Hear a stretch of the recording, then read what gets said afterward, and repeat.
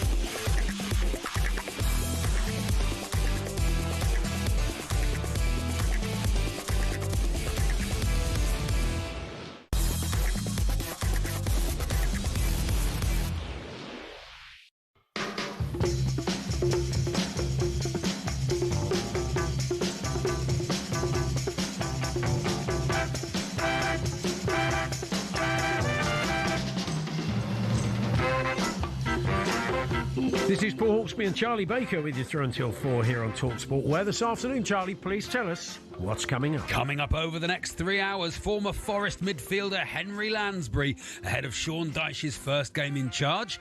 We'll discuss the big talking points after an eventful week of European football so far. Oh, yeah. And Grimsby supporting comedian and actor Lloyd Griffith on returning to paradise. Returning to paradise, Paul. We're also interested in your quirky training ground tales, odd stuff that got banned, and England and St Helens Jack Welsby looks ahead to Saturday's first Ashes test at Wembley. Excellent. All this plus Tim Vickery with the latest from South America. Yeah. Josh Widdicombe previews my hate watch for this evening. Yeah. ChatGPT joins us and they bring us news of a new gig for them, and there's another birthday spread after last week's terrific win for me, graciously accepted. Very hot on his their pronouns. See, I'm doing it already. Yeah, they are. Very hot on their pronouns. Very easy to do. Despite the way he acts. Anyway, that's all coming up. Yeah, HMBB versus ChatGPT. Yeah, lovely. We'll look ahead to tonight in Europe. We've got a cracking night in Europe for you on talkSPORT. Go ahead, Eagles v the Villa. Go ahead, Eagles. On BBC Two. BBC Two? BBC Two, that's nice, Paul. That's nice you're advertising that. Then we've got Only Connect on. Yeah. No, of course not. On talkSPORT 2. Pointless. Yeah. Be on at about 4:30. Yeah, that's it. Yeah. All the other stuff's on. Plenty of other stuff. You want to go and watch that as well? Yeah, that's it. Homes Under the Hammer. I don't know where that came from. Watching too much telly. On talkSPORT 2, Forest Porto, 8 o'clock, Palace Larnaca on talkSPORT 2 at 8. So a big night European football. We'll cover all that during the show. Hate watch. Not hate, but it is sort of, not really. Well, I don't hate anything. So this is though you watch a game where you want both teams to lose. You know it can't happen, but you personally can't lose, because if one of them does lose, you win. Yes, it's Exeter v Plymouth tonight, being played on a Thursday night. I mean, I'm assuming for television. Are you claiming because it's like tin pot? I think it's because no one cares. Bury it in a They're just burying it. Yeah. They're just going, who cares about this? Just put it on any old night. Yeah. No one will turn up anyway. 3 o'clock in the morning on a Tuesday, just sling it on. Well, I've often said to you, Paul, they should do one game a year, each team, for the unemployed and people who do nights. Free during the day, and people who do nights. They should do it. Wouldn't you get like lorry drivers though watching it if they were just on autopilot? It could be quite dangerous if you had a game at 3 in the morning. You can't just not do something because, and then I don't mean 3 in the morning. Oh, I mean like on a Tuesday, 11 o'clock kickoff. Right, be lovely, wouldn't it, for people? They get down there. Lovely day, look forward to it. I quite like the 3 a.m. kickoff idea. Yeah, that's a nice idea. And middle of the night. It'd be a bit like Play Misty for me. That the commentary would be quite low and quite middle of the night. Yeah. Well, that was a great goal there. A lovely corner that was. 35-yard volley. What a great goal, Alan Smith. Like snooker commentary. Absolutely, Seb. What a trip. Well, you'd have to be told, really, just to keep it down, just to rein it in, because it's 3 o'clock. You don't want to wake the neighbours. There's a baby asleep in the next room. Yeah, that's it.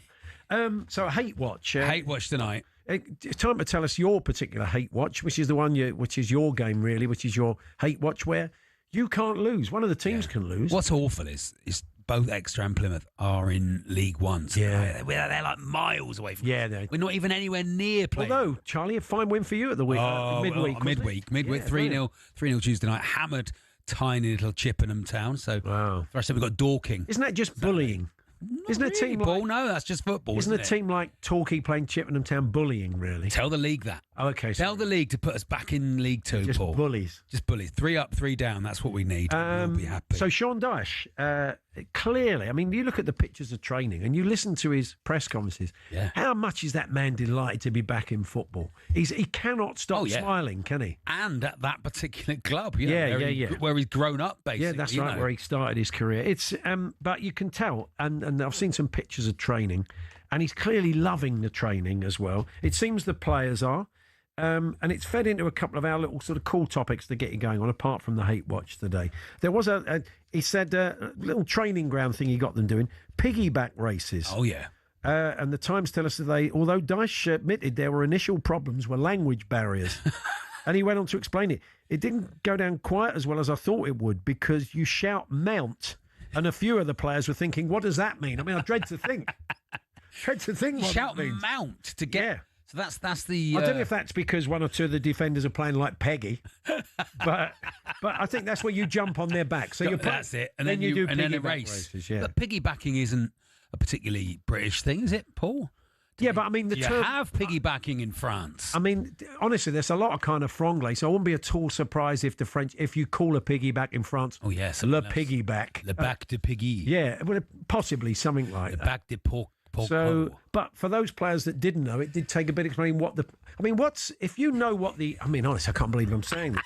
But if you know the global equivalents, yes. Do you trust the listeners though? Yes, Paul. What? If I want them to Google German piggyback. Let's no. No, don't Google that. Not on a work computer. Swedish piggybacking. I've seen it somewhere. Don't Google that at work. But it's not so much that. It's I'll say, okay, for example. Yeah. Mehmet gets in touch. Hello, lads. Love the show. Hello, lads.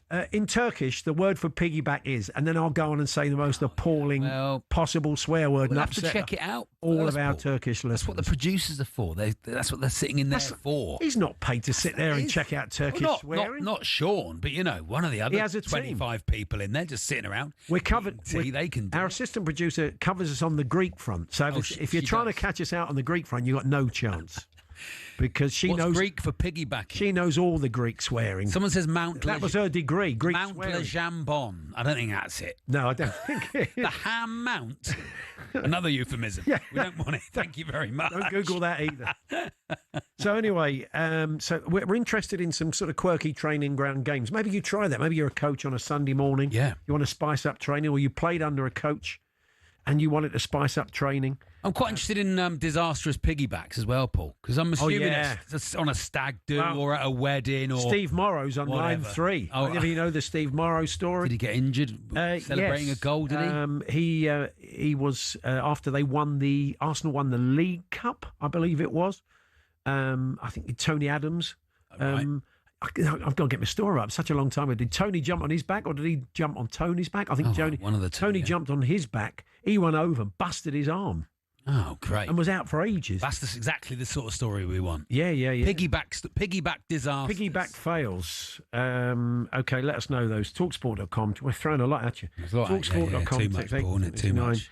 Tweet TSH&J. I noticed you're not talking about Spurs last night, Paul. I know you didn't particularly enjoy it. We're going to speak to Andy Brassell later on, aren't we? Dog with fleas it was.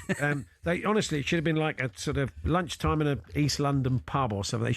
They should have gone round with a beer glass after the game, and all the Tottenham players should have put all their cash in there and given it to Vicario, who was the only one who showed up. What a player! He's a great Apart from one turn and pass from Kolo Muani, I took absolutely no positives from that game last night. You miss Solanke. You do miss Solanke, Paul. Yeah, I mean, we're missing a few key players at the moment. It's just the intent. It's just how disjointed it all is, certainly up front. Look, Thomas Frank had a bit of a ropey start to his time at Brentford. I've seen a few people saying, we didn't let Ange get a third season. And you think, hang on. Did you know what happened over the last 39 days at Forest? The man's been there 10 minutes. Some of those new players have been there 10 minutes. I'm not rushing to judgment, but in isolation, that was a terrible performance. But that stadium in Monaco is too posh, Paul. You can't play football in there. Yeah, you think? It's too nice. It's basically a car park. The finish is too nice. It's a car park with a football stadium attached to it. It's like the main city. It's an NCP with. It's like relaxed. The colour it is. It's a football stadium that doesn't smell of wee. Exactly. But it is basically an NCP. And well done, as Tom just told us. They've brought in. It said today club announcement. I thought, I got a little message from the Spurs app. What did you think? I thought, they haven't. They were never going to do that. I can't believe they're going to. They've been a corner flag. And then it said club announces the appointment of Eric Hinson to the board, and I thought, well, can he play up front? But as we've discovered, he's a Navy, he's a Top Gun, isn't he? Top hopefully Navy guy. He can help out the boys with their finishing. But it's great to have a man called Eric on the premises. That's what you need. Not enough Erics around anymore. I agree. Talksport.com/H&J, text to 81089, tweet to TSH&J to get in touch. Piggyback fails. Who sounds like somebody you went to school with. Piggyback, We called him Piggyback fails. Good old Piggyback fails. What else do we have? Yeah, and hate watching, Paul. Hate watching and the quirky training ground stuff. Charlie, we had anything in? Never mind the piggies. I love the beavers, says ChatGPT a bit later on. Yeah.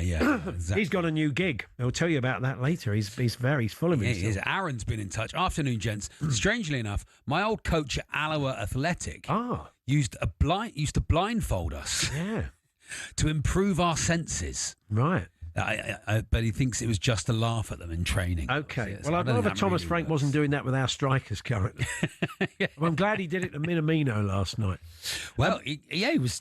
Minamino was in the right place. Came on for 10 minutes and missed 3 sitters. Yeah. Last time Tottenham gave that many chances to a team, they let in 7 goals. So you can only imagine what would have happened. Anyway, I won't carp on it. Andy in Newport says piggybacking in Welsh. Yeah. I think we're on good ground here, Paul. But is apparently Piggio Bacchio.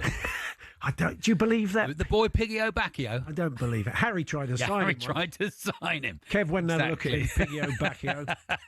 Anyway, Henry Lansbury joins us to talk a bit of Forest. Andy Brassell's going to look at some of the big stories.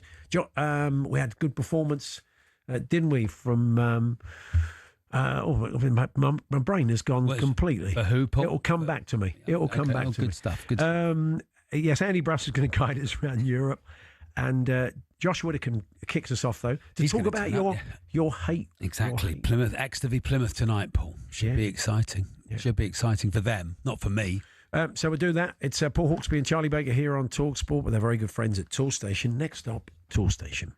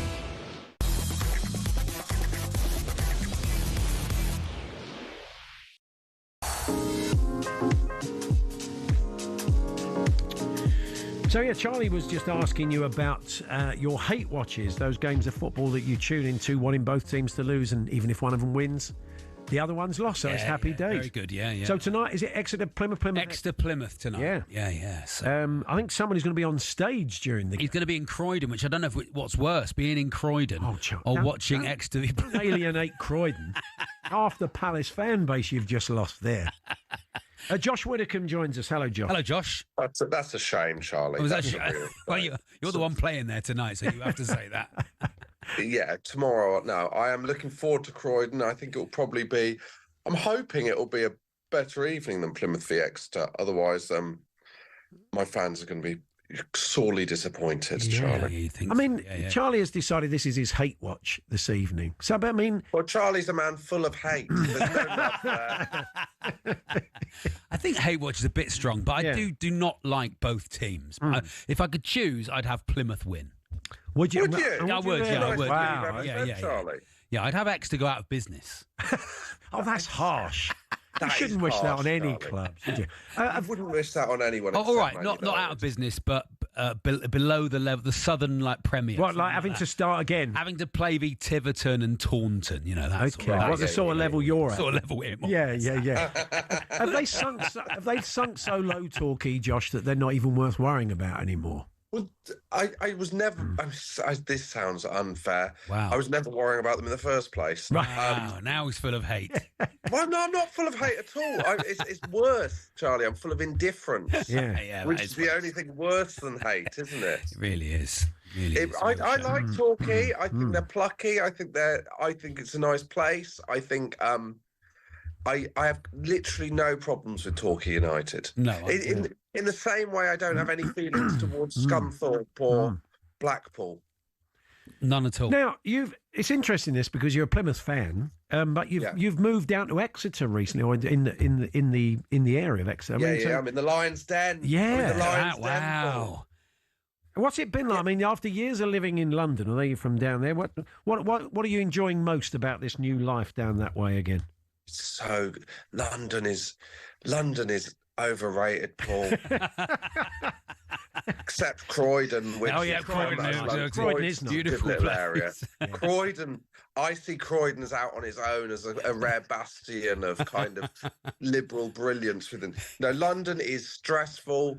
You don't need me to tell you. No. You come out of London Bridge every day to go into that building. Yeah, that's Charlie goes into that building at 6 a.m. on a Saturday and doesn't get to leave until kind of midday on a Sunday. They don't let me out. You're not falling over a pile of lime bikes in Exeter High Street, are you? Paul is a Londoner. Paul is a Londoner, Josh, so he carries himself differently. You just never lost the straw out your ears. That's all it is. Do you know what, Charlie? You can fight against it, but you always come back. And I know within 10 years, Charlie Baker will be living in the southwest. You never know. Now, if you've got a bit of time on your hands this afternoon, get the tram to Beckenham. I think you can still get there.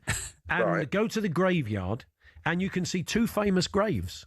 You can see the grave of W.G. Grace. Legendary cricketer, And you can see the grave of Thomas Crapper, the man who... the toilet guy?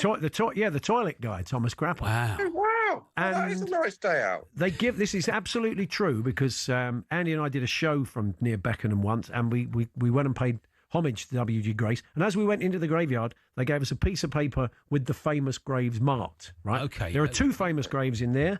W.G. This is not true. This is not a lie. W.G. Grace is grave number 1. No. Oh, yeah. Yes. So they've got a sense of humour. They've got a sense of humour in Beckenham graveyard. Is it a piece of toilet paper they give you, Paul? But no, he is.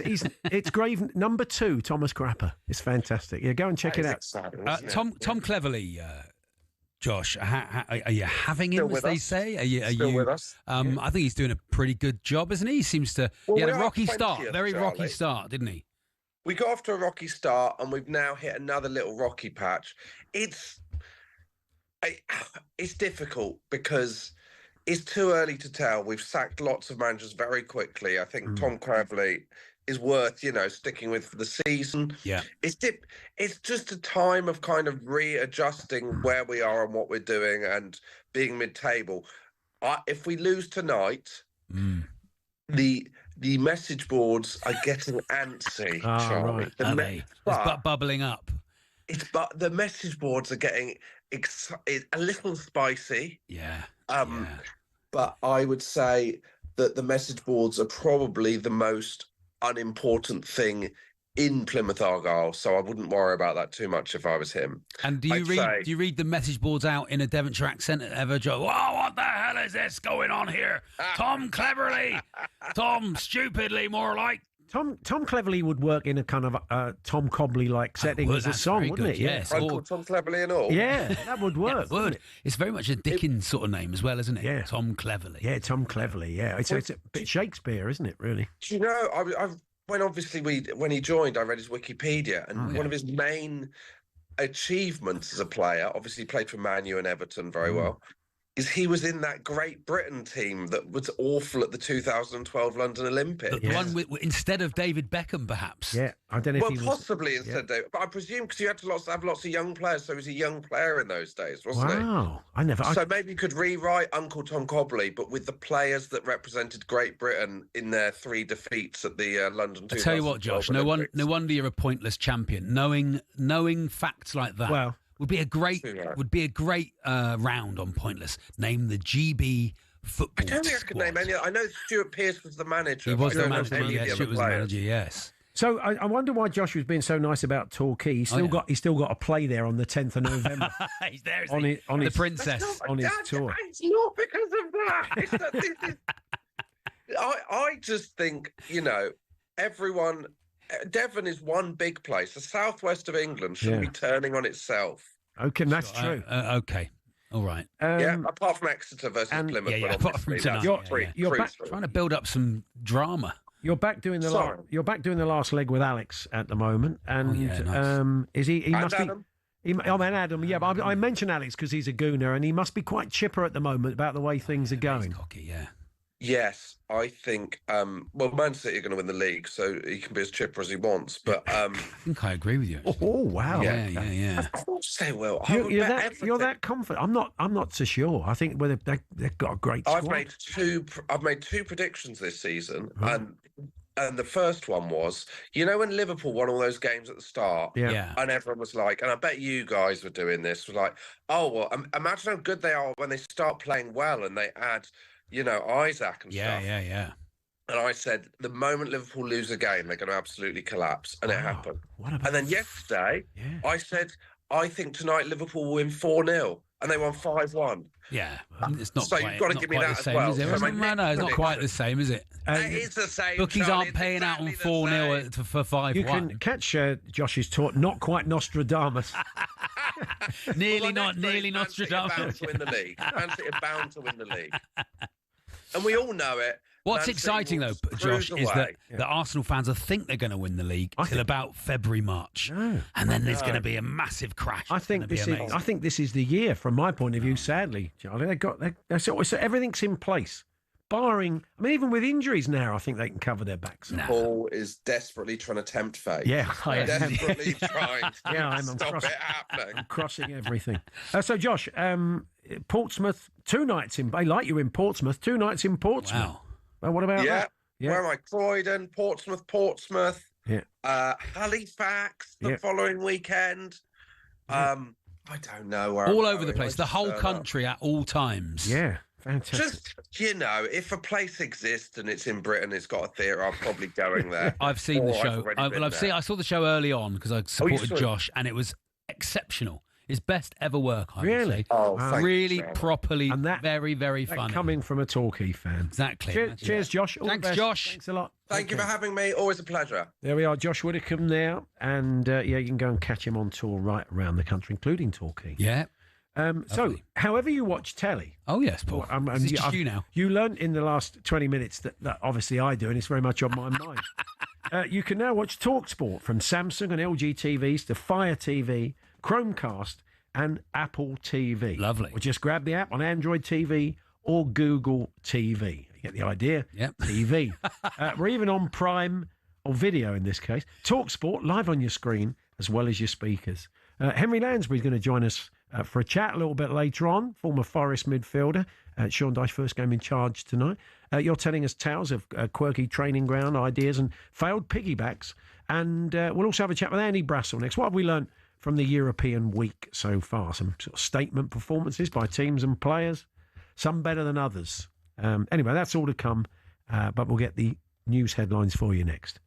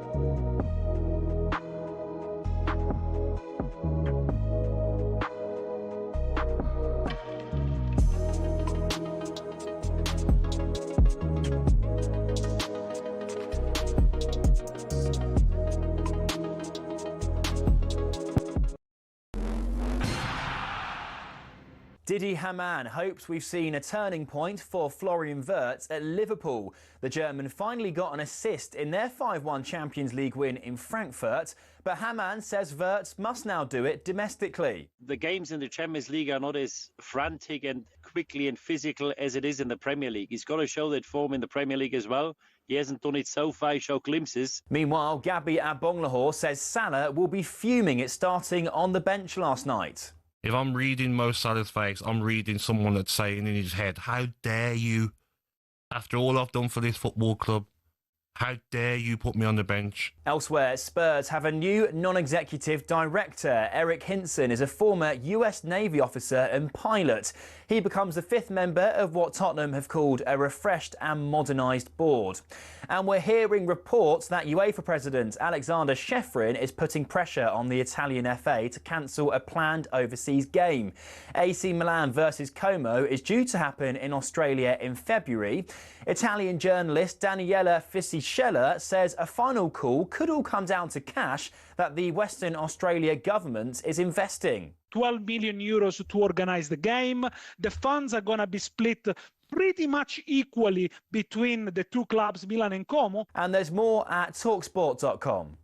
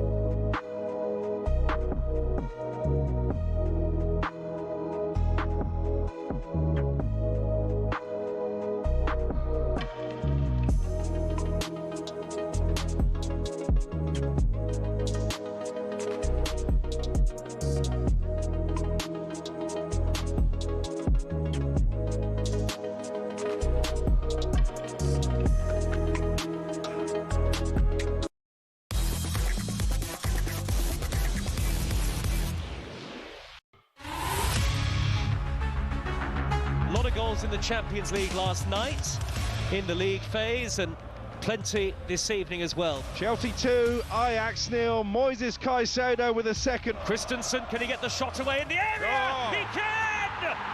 What a move! What a goal! Flanagan again! What a save, Vicario! Ekitike racing through on goal. Terrific pace. Oh, what a finish! And now they start to put balls in the box earlier and quicker. Ball into the near post, and it in! Virgil van Dijk! Szoboszlai with the out-swinging corner, and there's Canate! Both centre-halves are at it now! A Liverpool back? Esteval with the long run up, stutters into the area and rockets the shot, left-footed. What a player. Chelsea 5, Ajax 1. And if it wasn't for Vicario, it could have been a very, very different story. Dominic Szoboszlai, 25 yards out, drills it into the bottom corner and gets Liverpool a fifth. This is like the Liverpool of last season. Yes, eventful night in the Champions League. A great night Tuesday as well. Vicario did keep you in it, Paul. A few good saves, wasn't it? Yeah, about 5. I thought you were going to nick it at the end when Brendan Johnson with that shot. Brendan, that would have been something else. That would have been something else. Yeah. No, a scuffer. Sadly. And just as the second Liverpool goal, just as they were about to take the corner, I was thinking they really missed Trent on these dead balls. Okay, I think that's what's gone wrong here with Liverpool is they missed Trent on the Van Dijk scored. And then scored from two corners. I love Newcastle's third goal the other night. It was a thing of beauty, wasn't it? Oh, yeah. They worked. Anyway, great goals. Let's reflect on what we've learned from the Champions League this week. There's still a big night of European football to come. Andy Brassell, European football expert, joins us. Hi, Andy. Hello, Andy. Well, guys, how are you? Yeah, good, thank you. Well. I know you chat with Tim Vicker on a Sunday night on Trans-Europe Express, and he was talking up Esteval and thinking he was the real deal. And I think he's proving it. A lot of maturity for a lad of that age. It was an historic night for Chelsea, wasn't it? And a fantastic penalty. We just heard the commentary on there.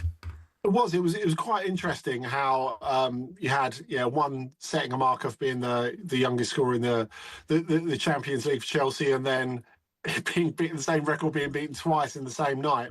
But if ever that was going to happen, it was going to happen against Ajax, who are really one of the poorest Ajax sides I can remember seeing, certainly for over 10 years. They're in a real state at the moment. Of course, they were particularly vociferous to travelling fans about John Heitinga, who played a role in Liverpool's success last season in winning the Premier League, but has found it really hard as number one there. And I think it shows that Francesco Farioli, of course, is taking his unbeaten record with Porto to Nottingham Forest tonight. What a brilliant job he did to get them to the last day of the season, winning the title. Because, I think you look at some of the Ajax sides of recent past, particularly the 2019 side, of course, that Lucas Moura finished off and stopped getting to the final in 2019. And you could see the players that were going to end up at other big European clubs. You look at the current team sheet and you're thinking, who's buying these, really? But it must be so frustrating being Ajax manager that, if you do at all well, you're going to lose half your team, and that happens it goes. Yeah. But that's been for the last 30, 40 years. You've got all that. You've got the business. You've got all that weight of history, but not necessarily the players to deliver it at the moment.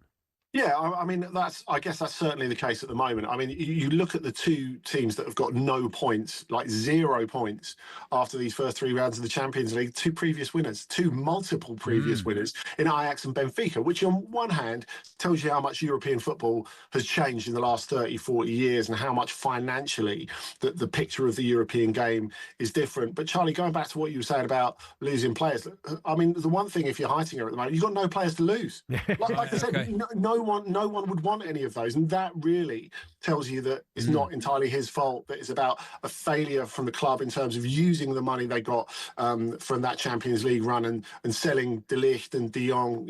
They've wasted all that money really, and they're left with a very poor team that Heitinga can't really do much with. It was great to see the return of Bumfluff to top-level European football. Who was that, Step forward, Lennart Karl, who, despite being 17, it said, "Mum, I'm definitely going to grow a beard and moustache, and it might be a bit wispy, but I don't care." But he did step up. He was another one of the kids who scored a memorable goal last night for Bayern.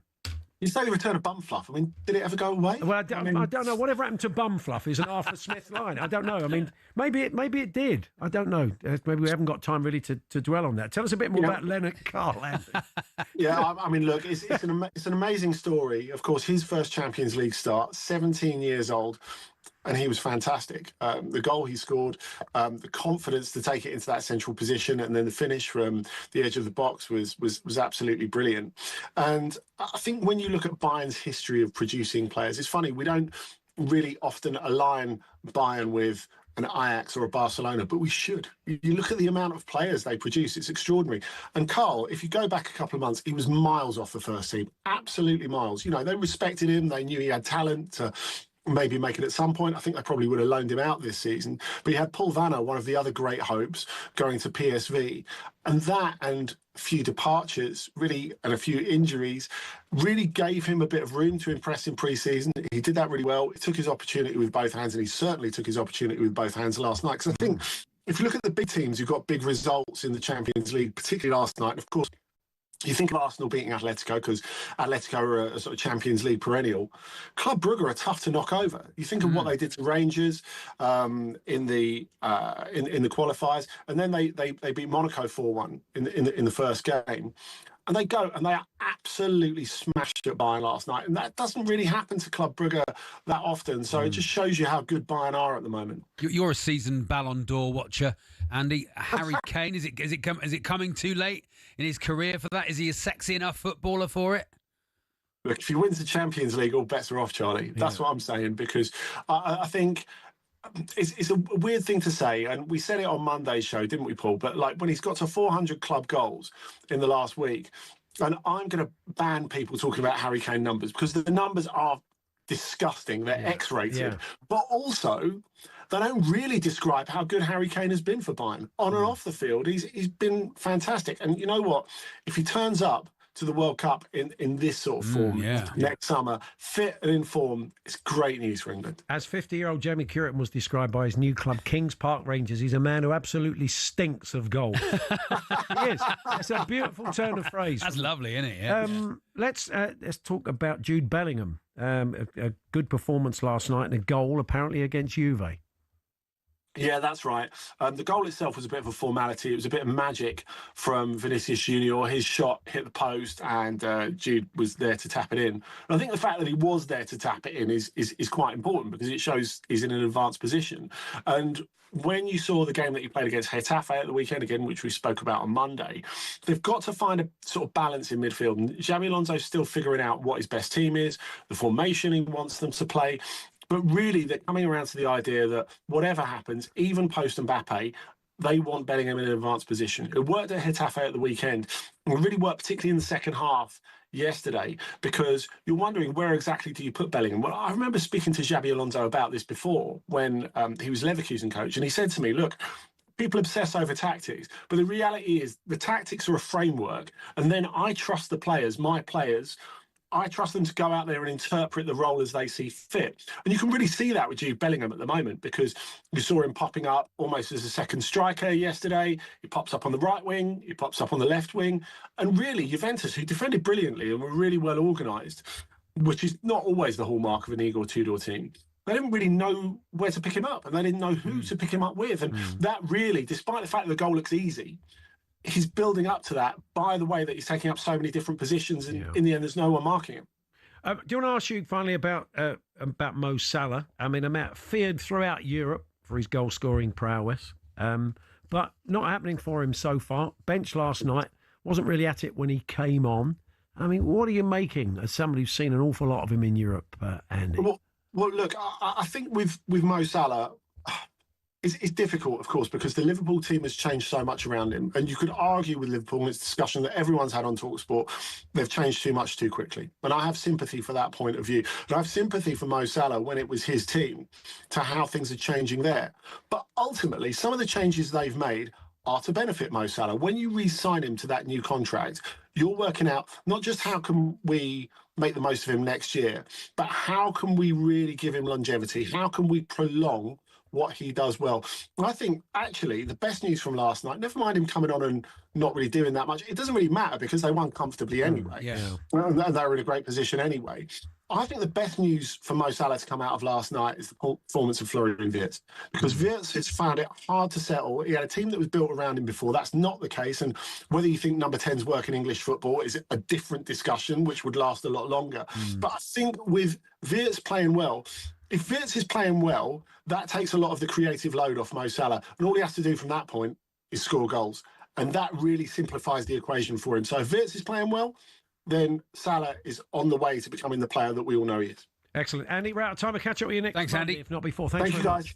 much. You can hear Andy on Trans Europe Express every Sunday evening with Danny Kelly and a cast of thousands from around Europe. Yeah, great. It's a great listen. Looking at all the big... So it is always a great listen. You can download the podcast as well if you've missed the show on a Sunday. It's available as a podcast. Talking of which, if you can't get enough of the Champions League, make sure to tune in to today's edition of the talkSPORT Daily podcast for an in-depth Champions League roundup with European football expert Dougie Critchley. It's available on all podcast platforms as well as the talkSPORT app.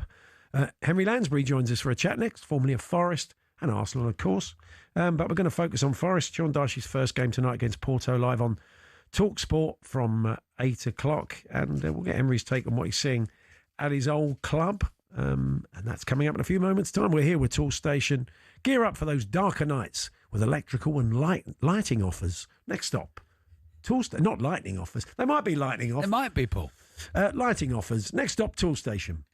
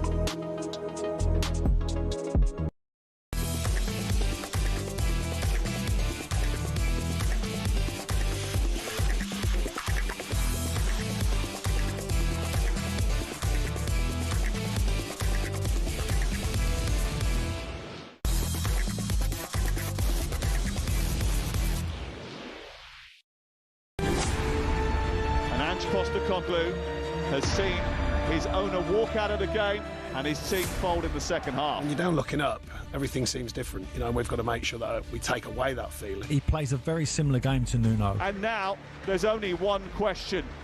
What happens next? And Gibbs White lobs it over the keeper and makes it 3-2. I just want to bring my part to it, you know, and play my part in the rich sort of history of a football club like this. Here at the City Ground, the teams are making their way out and a huge tifo has been unveiled with the word, for a new generation, our time has come. Pepe on the follow-up, one back for Porto. They're used to being in the Champions League. They are not used to being in this competition.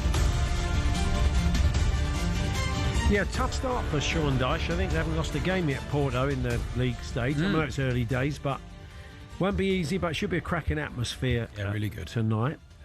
Before we chat to Henry Lansbury, former Forest midfielder, let's hear from Sean. He was in playful mood.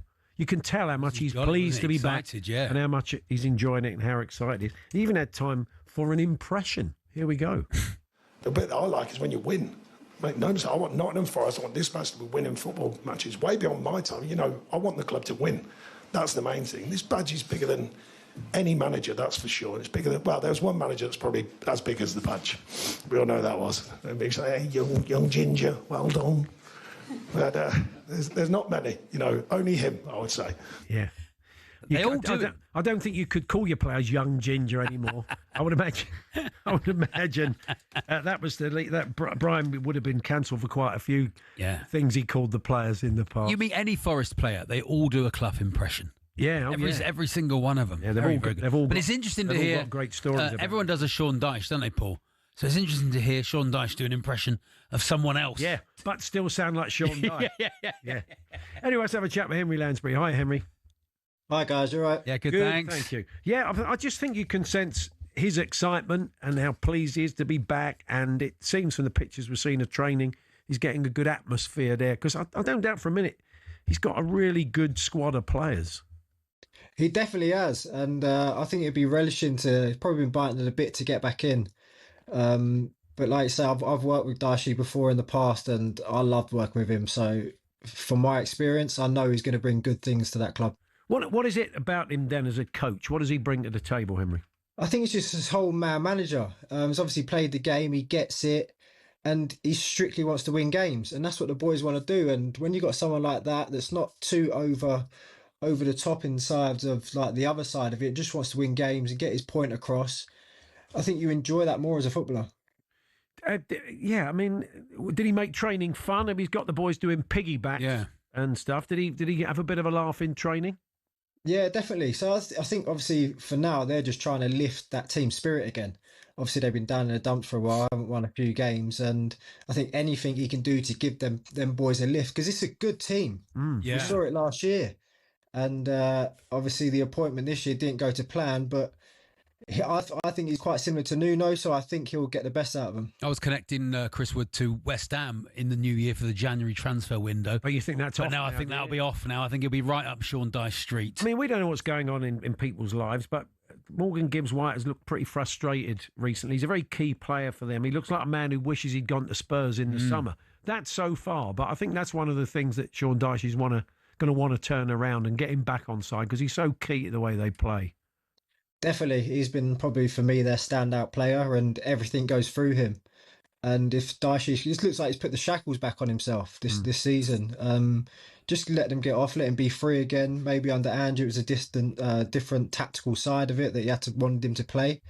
But under Nuno, he was flourishing. The whole front four were flourishing, and they were a joy to watch at times. And Morgan Gibbs-White, he doesn't want in a World Cup year. You know, he was pretty solidly in the squad, wasn't he? Yeah, so he's got to try and keep hold of that. Yeah, I mean, as you say, you look at the team that's likely to start tonight. It's full of quality. They've strengthened in the summer. They've got a cracking bench. They've got some good backup players. I mean, that's probably one of the reasons why he's so excited by the prospect of it, Henry, because he knows he's got really good players to work with. Yeah, definitely. And obviously now, like the Premier League is depth. You need depth in your team to have a good chance of staying in the league and fighting for obviously Champions League places and getting up and around it. And they've got the squad to do it. It's just how quickly can Dyche turn that around to make them show it. How key is the City Ground crowd to the way you've played there? And it's a tight little ground, but it's a very noisy place. Well, it's still in the city, isn't it? Yeah. Unlike a lot of football grounds now, it's still in the city on the Trent. You know, it's absolutely there, isn't it? It's great. And you do feel that, you know, when it is getting a bit toxic and it's not going well, that we've been talking about this recently in terms of other teams that were West Ham, that, you know, you feed off that anxiety and that fear and the way the team are playing. So I would imagine it is pretty key at Forest, isn't it? You get the crowd going. Definitely. I think, well, for any player, when the starting song, if that doesn't get you up for the game and then get the crowd on your side, then there's something wrong with you. But that, for me, the highlight was that start of the song, and you knew the fans are right behind you. Unless you're not doing it, they're right behind you.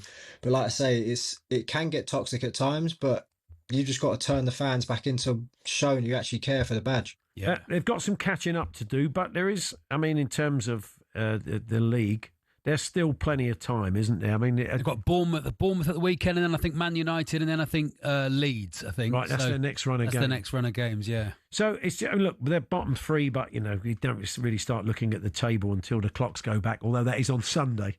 So, but you sense they're going to be fine, aren't they? I would, under Sean Dyche, I don't think, you know, we have to worry about the R word, do we? No, definitely not. I think Dyche will turn them around in his own time, but hopefully rather sooner rather than later. But no, I'm looking forward to seeing what he does. I'm excited. I like he's got a good bunch of staff there, and if they all get on the same page, I think they'll be flying within no time, and it'll be back to the old Forest. Yeah. Quick one on where you started out at Arsenal. Start of the season. Yeah, they made a good start. We've had Josh Widdicombe earlier on, and Charlie saying City are going to win it.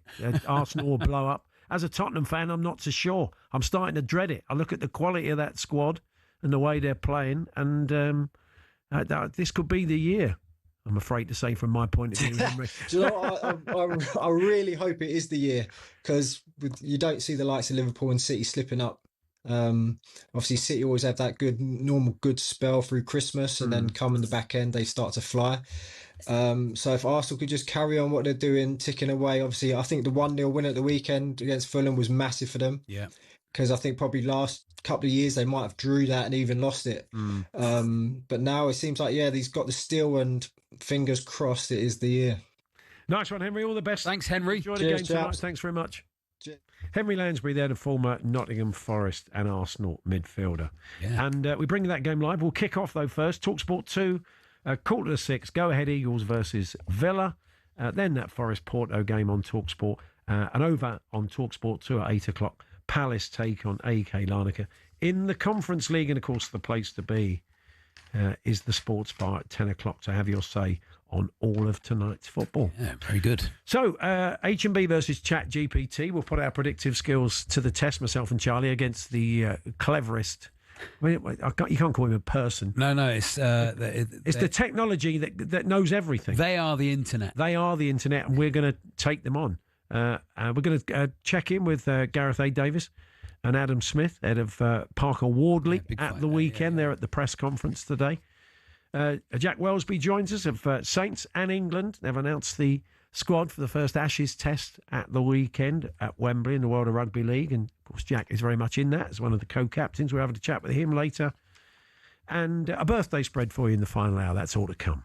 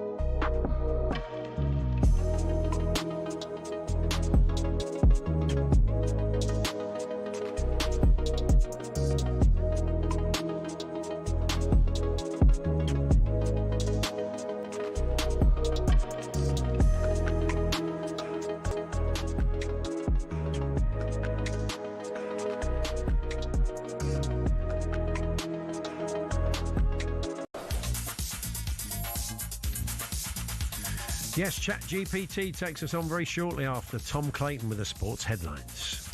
talkSPORT Sports Update, powered by the Nissan Van Range. Score a winning hat-trick of performance, payload and price. Search Nissan Vans or head to your local Nissan Van Centre. Well, thank you. Good afternoon. No tracking back, a lack of work rate, throwing a strop at not playing. Just some of the accusations levelled at Mo Salah after he was benched last night. Is it the beginning of the end for Liverpool's Egyptian king? Well, Simon Jordan says he deserves at least a little respect. I don't think this should be a guaranteed place for anybody, but I think there should also be a lot of currency and a lot of latitude and a lot of credit in the bank for players that are capable of changing a game, but and also have indicated what they're capable of doing over a long period of time. So Liverpool snapped their losing streak by blasting 5 past Frankfurt, but the former Reds midfielder Didi Hamann told us they're not the English team to beat this season. He's got his eyes on Arsenal. I just feel they're the team to beat in the Premier League and maybe even in the Champions League. Unless they do it, it's very hard to say they're going to do it. But if they don't win a big title this year, meaning the Premier League or the Champions League, I don't think they get a better chance than this. Remember, we'll have Europa League action on the talkSPORT network this afternoon. Later on, Forest face Porto live on talkSPORT as Palace take on Ike Larnaca on talkSPORT 2. Going ahead of the Eagles are the go-ahead Eagles, who host Villa at 5:45. And it's a shambles. No, not my attempt at wordplay, but the cricket schedule. That's according to Harry Brook, who says England didn't get a proper training session in before the South Africa series this summer. Darren Gough joined us this morning and is a little concerned about the condition of our fast bowlers ahead of the Ashes. Jofra Archer has played 15 tests, averages over 30 with a ball, and he's been around a long, long time now. So we're trying to rest him. He comes back and he picks up injuries. And it's the same with Mark Wood. The T20 series against New Zealand starts on Sunday morning. That's live on talkSPORT. talkSPORT News. A former paratrooper known as Soldier F has been found not guilty of 2 murders on Bloody Sunday 53 years ago, and 3 men have been arrested in London on suspicion of spying for Russia. More from the news team at past. talkSPORT weather with QuickFit. Get a free vehicle safety check at all of our 600 centres nationwide to keep you safe on the road. QuickFit. Drive away happy every time. Persistent rain slowly clearing to the North Sea coast. Still scattered heavy and blustery showers. A windy day for many of us.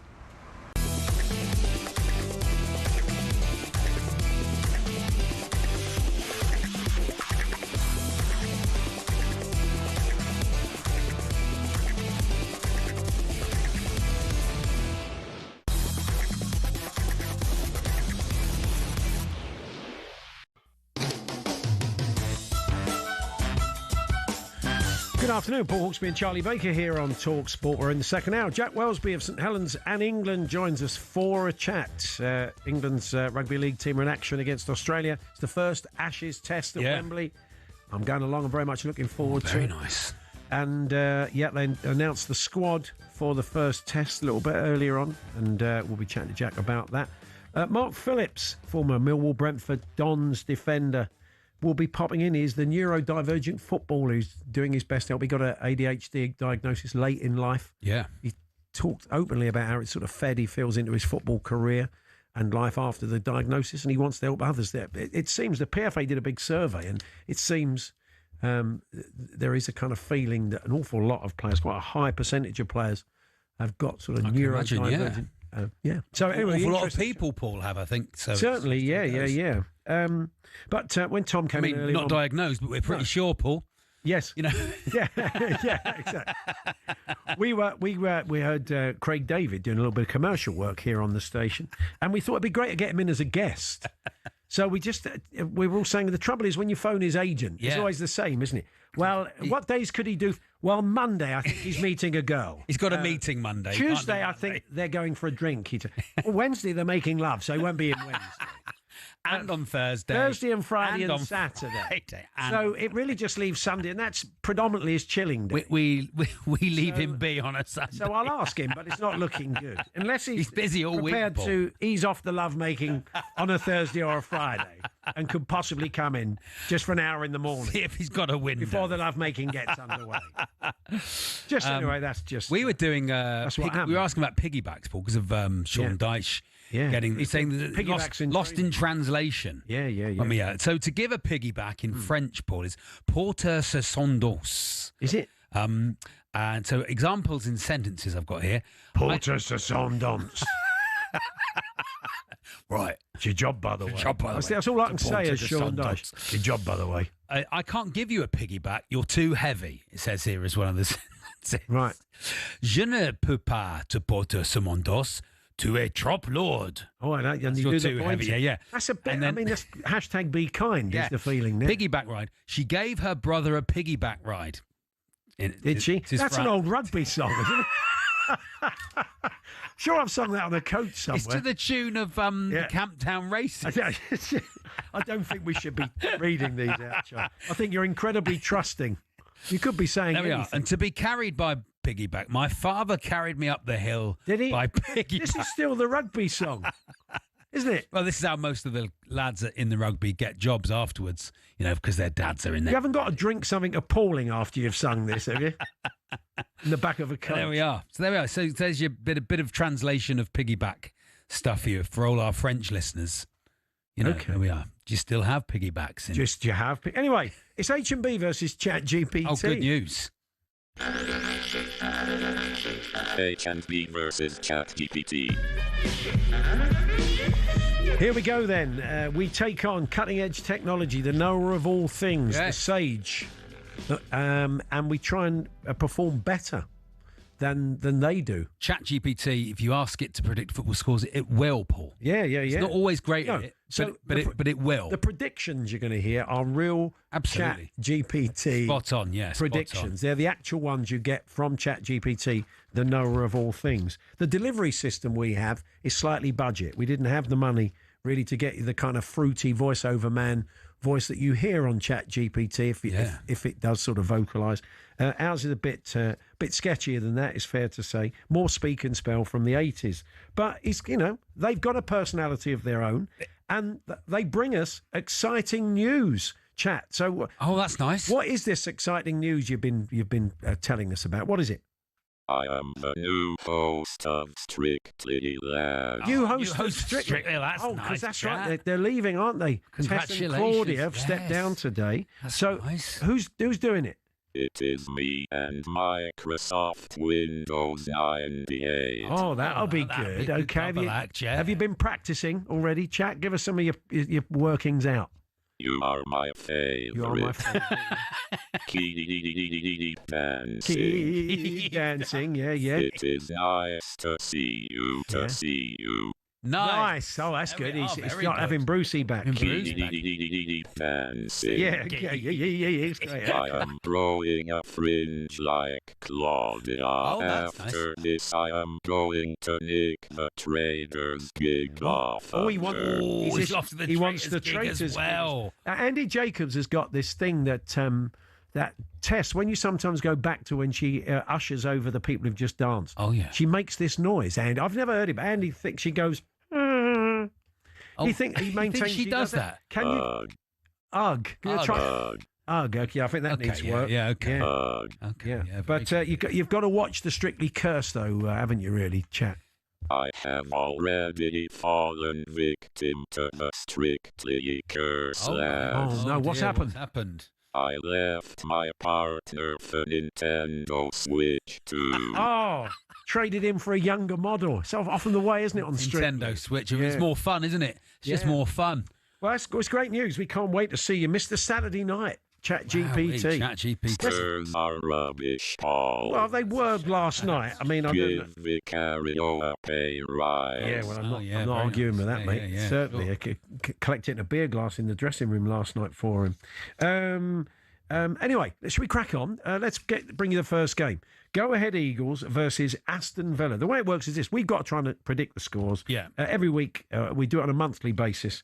This is the league table currently. Charlie Baker finds himself bottom. He got 2 points last week. Well, I'm just working on vibes, Paul, so, that's just how it works. ChatGPT's got 13. He got 1 last week. I'm top of the tree currently in October. You won last week. You won...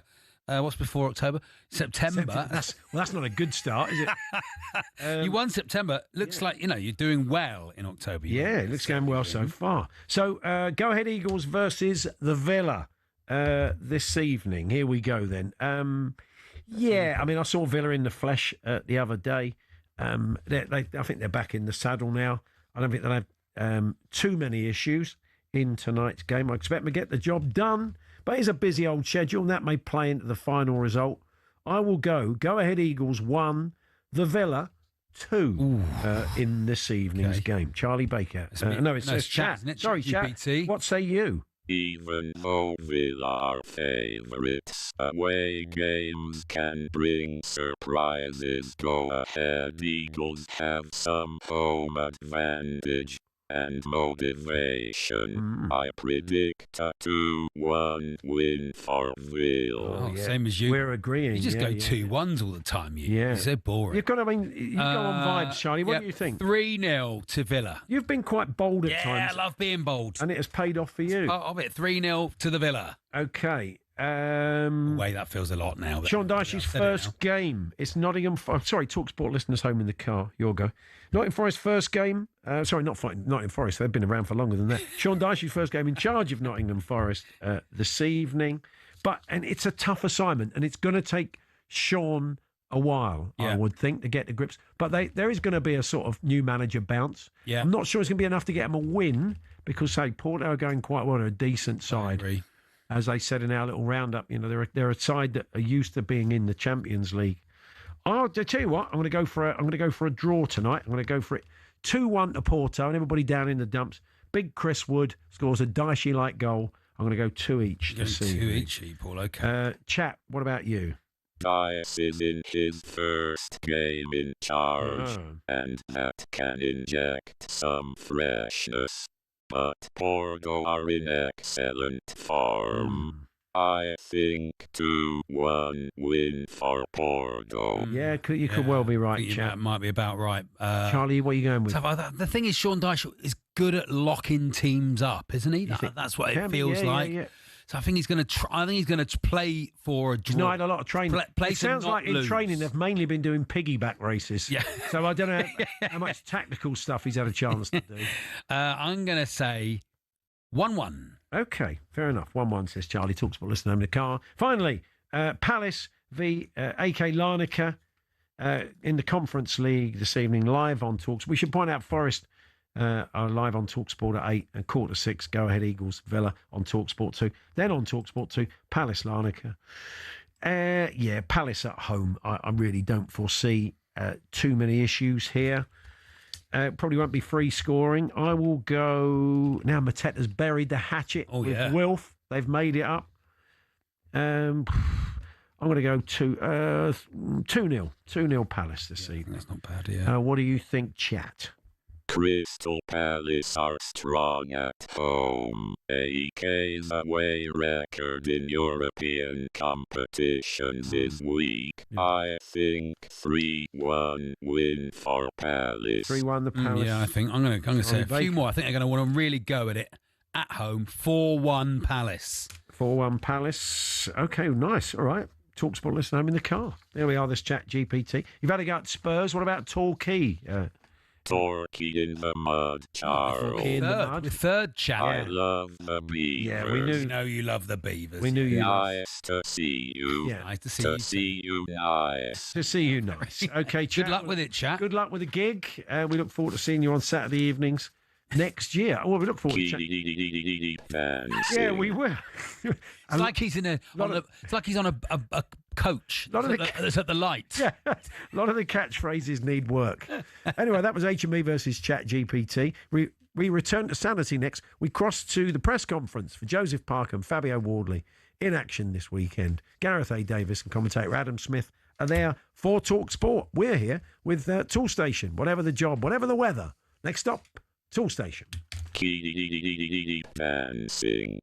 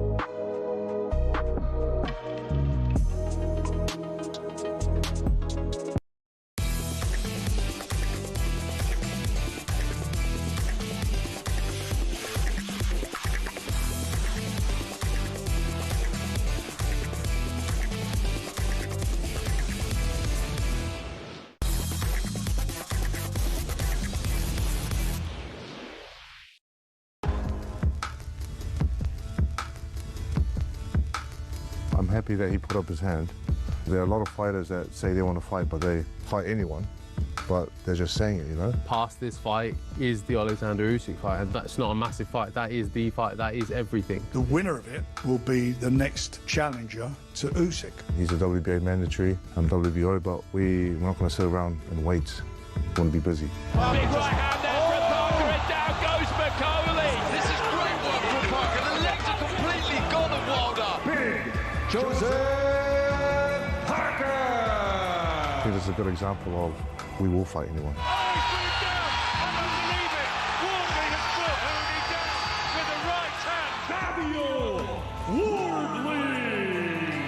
The real drama, the real excitement will come on the 25th.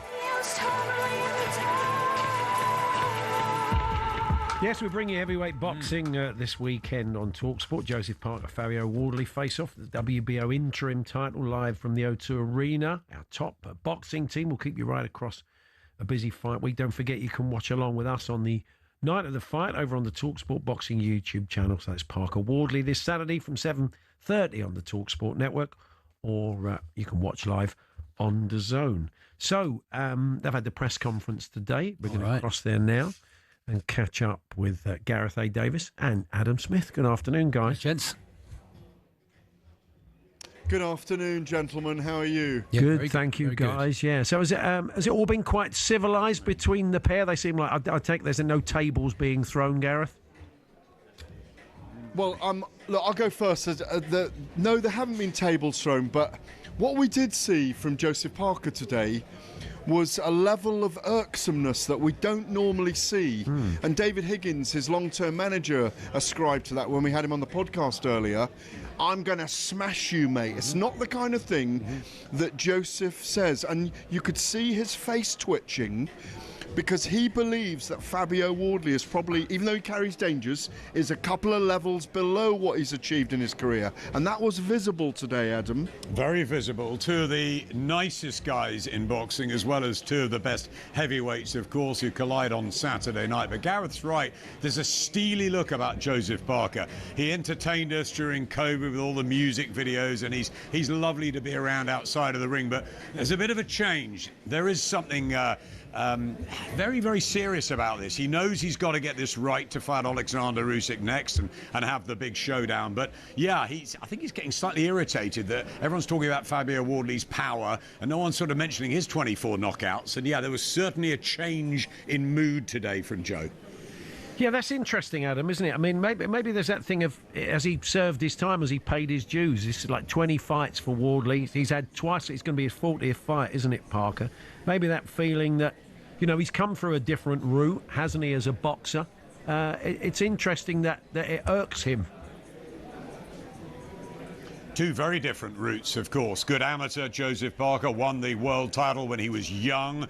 Then we had all the fights with Anthony Joshua, Dillian White. He sort of went away, led that defeat to Joe Joyce. But the link up with Andy Lee and his conditioner, George Lockhart, has given him a new lease of life. He looks better mentally and physically than ever at the age of 33. Fabio Wardley, 4 white-collar fights, and he's just sort of progressed in his own lane. So, yeah, I think that Joseph does feel that he is the better fighter, that it is about levels, and that he'll prove that on Saturday. You'll only need to look at his resume. He's the guy that dealt with the Bronze Bomber when he was still the Bronze Bomber in Deontay Wilder in Saudi. He's the guy that got up twice after being knocked down by Zhilei Zhang. He's the guy that's done 12 rounds in a massive stadium fight with Anthony Joshua. He's the guy that's been a world champion already. He's the guy that's been around the division a decade, and he's just coming into his prime. They've rebuilt his body, George Lockhart, the strength and conditioning guy, and Andy Lee has rebuilt Parker's boxing, emotional boxing, physical boxing, and they're taking him outside Alexander Usyk right now. Let's give him his dues.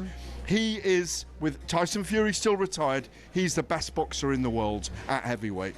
Yeah, and so, but also Fabio Wardley has got the minerals, as they say, to get in with him. It might be a couple of levels above where he perhaps should be fighting for his next fight, but he's got to punch his chance by all means. Well, certainly. That's the thing, isn't it? I mean, he called that Hooney fight is Deontay Wilder moment. You can only get so many of those. You can't you can't live off of those. You do sense, though, if he's going to win, guys, it probably is going to be in a similar fashion, because he's unlikely to outbox Parker. 18 knockouts in those 19 wins, no doubt about his power. Got him out of jail big time at Portman Road against Justice Hooney. But he was just telling me down there that don't just rely on the power. You got to set it up. You need skills. I've been improving and learning. This is a guy at 22 who's a recruitment consultant, never picked up a pair of gloves. And 8 years later, he's fighting, selling out the O2 with a chance and opportunity of his life. I think Fabio's a very intelligent guy. I think he's worked extremely hard on the mistakes he made against Justice Hooney as well. So he's got activity, he's got freshness on his side. Yes, it may be a jump up in levels, but he's telling me, Gareth, the timing is perfect. Well, the timing is perfect because he's reached that opportunity. Ben Davison calls him the Deontay Wilder of British heavyweight boxing, i.e. he can stalk around the ring and survive, and he's got that equalising power, that short chopping a right cross that he landed on Justice Hooney back at Portman Road a couple of months ago. He'd lost 8 of the 9 rounds clear at that point, and in the 10th round all it took was that right hand. He knows he's got that. As you rightly say, Adam, he stepped into boxing as a recruitment consultant, did 4 white-collar fights, and if you go back, by the way, anyone watching or listening to this, and look on YouTube, he had great shape about him from the very start, and he's always been a big, fast, athletic man. He believes in himself. David Adelaide, Fraser Clark, Nathan Gorman, Justice Hooney aren't Joseph Parker, though. No. So it's very much Parker's fight to lose. It's a high-risk, high-reward fight for both men, but it's an intriguing battle. And because of that dangerous power that Fabio Wardley carries, and the fact that Parker wants to make a statement, it's a brilliant fight on Saturday night. Yeah, that's right. And finally, guys, just a quick one on Tyson Fury, who's been sending out Instagram posts and saying how much he's loving being in the gym again. How do you see his career? Because it looks like he's going to be back. When do we expect to see him back, and against whom?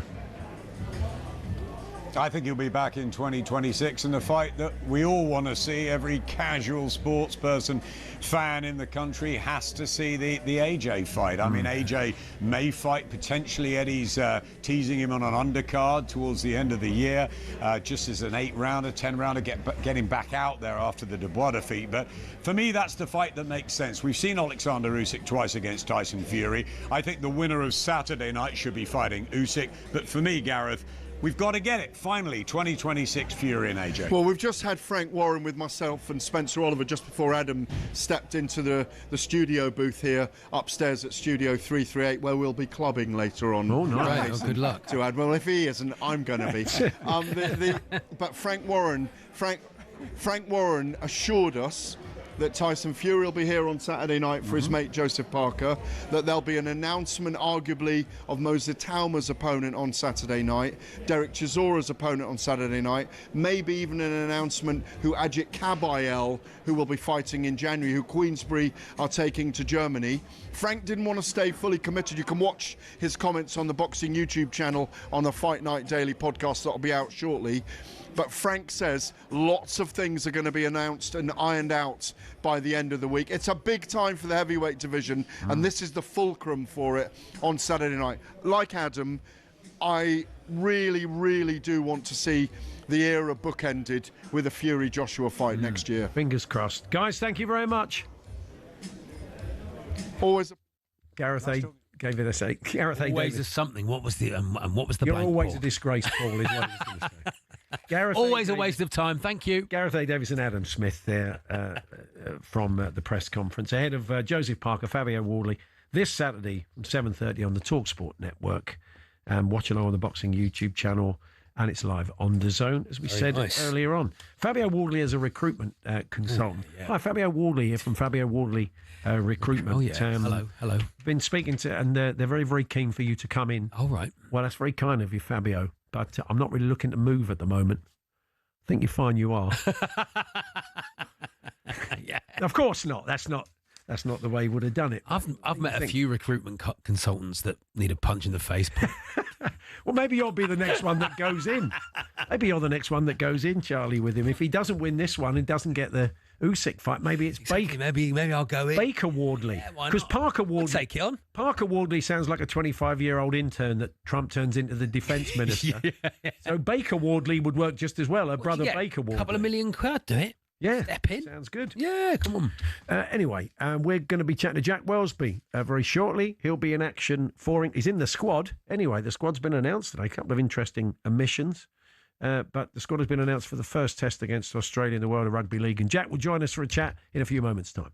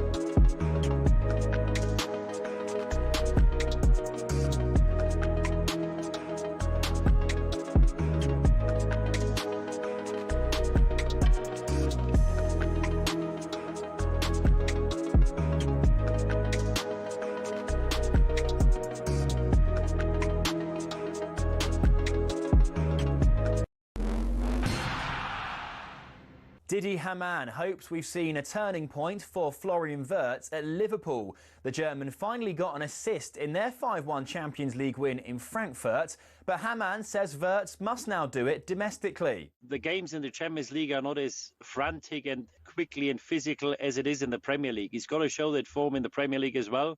He hasn't done it so far, he showed glimpses. Meanwhile, Gabby Agbonlahor says Salah will be fuming at starting on the bench last night. If I'm reading Mo Salah's face, I'm reading someone that's saying in his head, how dare you, after all I've done for this football club, how dare you put me on the bench? Elsewhere, Spurs have a new non-executive director. Eric Hinson is a former US Navy officer and pilot. He becomes the 5th member of what Tottenham have called a refreshed and modernised board. And we're hearing reports that UEFA President Alexander Sheffrin is putting pressure on the Italian FA to cancel a planned overseas game. AC Milan versus Como is due to happen in Australia in February. Italian journalist Daniela Fisichella says a final call could all come down to cash that the Western Australia government is investing. 12 million euros to organise the game. The funds are going to be split pretty much equally between the two clubs, Milan and Como. And there's more at talksport.com.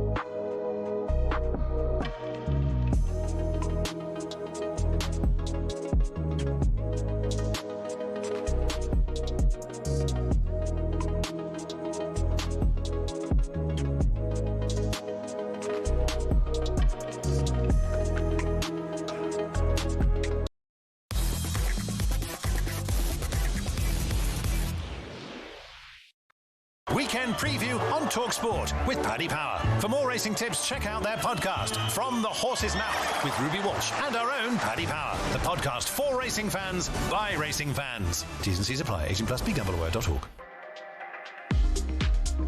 It is time to talk racing now. Ryan McHugh joins us once again from Paddy Power to give us all the latest news and odds. Good afternoon, Ryan.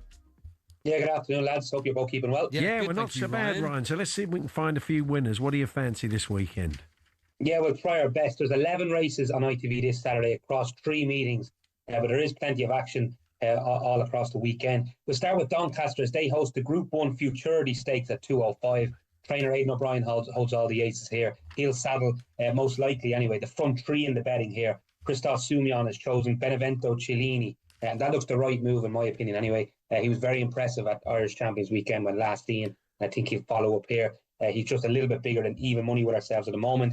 Over at Newbury, they host a couple of Group 3 contests. The first of those is at 3:10, the Horace Hill Stakes. Stellar Sunrise, I thought, was an interesting runner on this. He won a handicap at York last time when he was seen in August time. And if he can handle slower ground here on Saturday, 5-1 would look a very fair price about him. There's a couple of flat races. That's a couple of flat races, I should say, looked at. But most eyes will be on Cheltenham this weekend, which starts tomorrow, the October showcase meeting. A lot of Jumps fans will be looking forward to Cheltenham's return. They have an interesting card on Saturday, so I'll just touch on a couple of their races. The 2:20 looks a wide open staying handicap chase over 3 miles and 1 furlong, and transmission down towards the bottom of the weights. Does a lot of his racing at Cheltenham. He has a seasonal debut run on Saturday, but I thought his form around the track is strong enough to give him an each-way chance at around 9-1. That's a race we're paying an extra place in. Another extra place race, the 2:55, Irish Raider Winning Smut for Gordon Elliott and Jack Kennedy, fresh off their American Grand National win last Saturday in New Jersey. Looks to be rapidly on the improve, and he may well make it 3 from 4 starts for his current yard. But lots to look forward to, lads, this weekend in the racing front, and the return of Cheltenham has Jumps fans really excited. Excellent, fantastic. Thank you very much, Ryan. Cheers, lads. Ryan McHugh there from Paddy Power. And if you want to keep up all the latest racing news, Paddy Power's From the Horse's Mouth podcast is available every week. And you can download the latest episode from your usual podcast provider now. 18+, BeGambleAware.org. Weekend preview on talkSPORT with Paddy Power. For more racing tips, check out their podcast, From the Horse's Mouth, with Ruby Walsh and our own Paddy Power. The podcast for racing fans, by racing fans. T's and C's apply. 18+, BeGambleAware.org.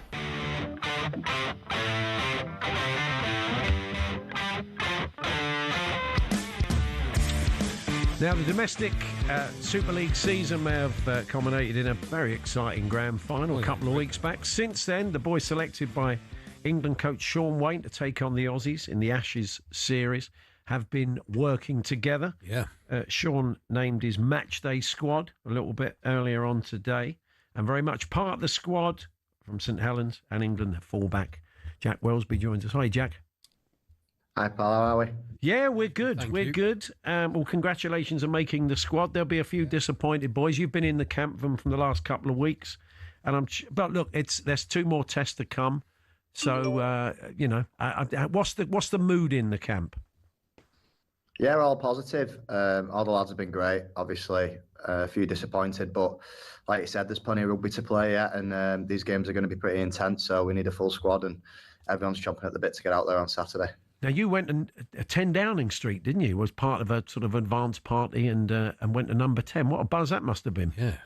Yeah, a bit different to where I'm from. But yeah, it was obviously a real pleasure, and me and Wayne managed to get inside and have a look around and stuff like that. So yeah, a really good experience. 5 St Helens players in the matchday squad, which must be nice to have a few teammates around. But I suppose you've got to open yourself up when you play international. Yeah, to be fair, we've been really good at that since the World Cup. I think we've had new players come in and sort of join the group in that time, but everyone sort of buys in. It's almost like being at St Helens and being involved in a club. So yeah, we've not really got any cliques or anything like that, which is really important at international level. And yeah, we're going to be flying on Saturday. Chatting with the Super League players over the course of the season who've been involved in these get-togethers. Sean's been having these get-togethers for a few months now, trying to bring the team together just for sort of training sessions and chats. And from what I've been reading from the skipper, George Williams, looking to build a kind of culture around there, a bit of a sort of team, a sort of a club ethic. Is that the sort of sense you've had of it? Yeah, 100%. I think obviously my first real experience with this group and Wayne was in the World Cup, and like I said, since then stayed in contact with a lot of the boys and a lot of people that are involved in that. We've had a few come back in, like Callum Watkins, and Alex Wormsley comes back into the test side. So we've got a couple of faces that are familiar with what it's like, and they've just added to our culture. Like you said, it's hard at international level because you're knocking lumps out of each other all year round, and then you've got to come together and play 3 games against your fiercest rivals. So, but what we've got is really special, and hopefully we can show that on Saturday. Yeah, we heard a lot about that golden generation of England players that were very cliquey, and you'd have the Manchester United table and the Liverpool table. So is Sean at pains, and maybe some of the senior players like you and George at pains, to make sure there isn't the Saints table and the Wigan table?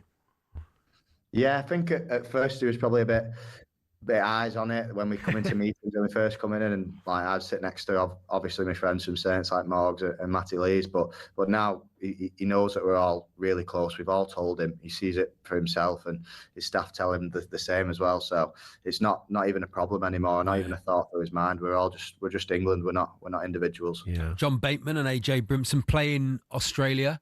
Have they got any sort of inside information that they can get, that they can bring in? Few of the boys do. I mean, this is the thing. They, you've got some have played out there, and some are still playing out there. So you get, and some are, got a bit of an Aussie background in one case. So I suppose you do get an inside track on some of the players, don't you? Yeah, definitely. We've got plenty of NRL players and NRL experience here, and blokes that have played in test matches like this before. That's why it's so important having people like Callum Watkins in here to sort of guide us through what's going to be a real intense week, or has been an intense week, should I say.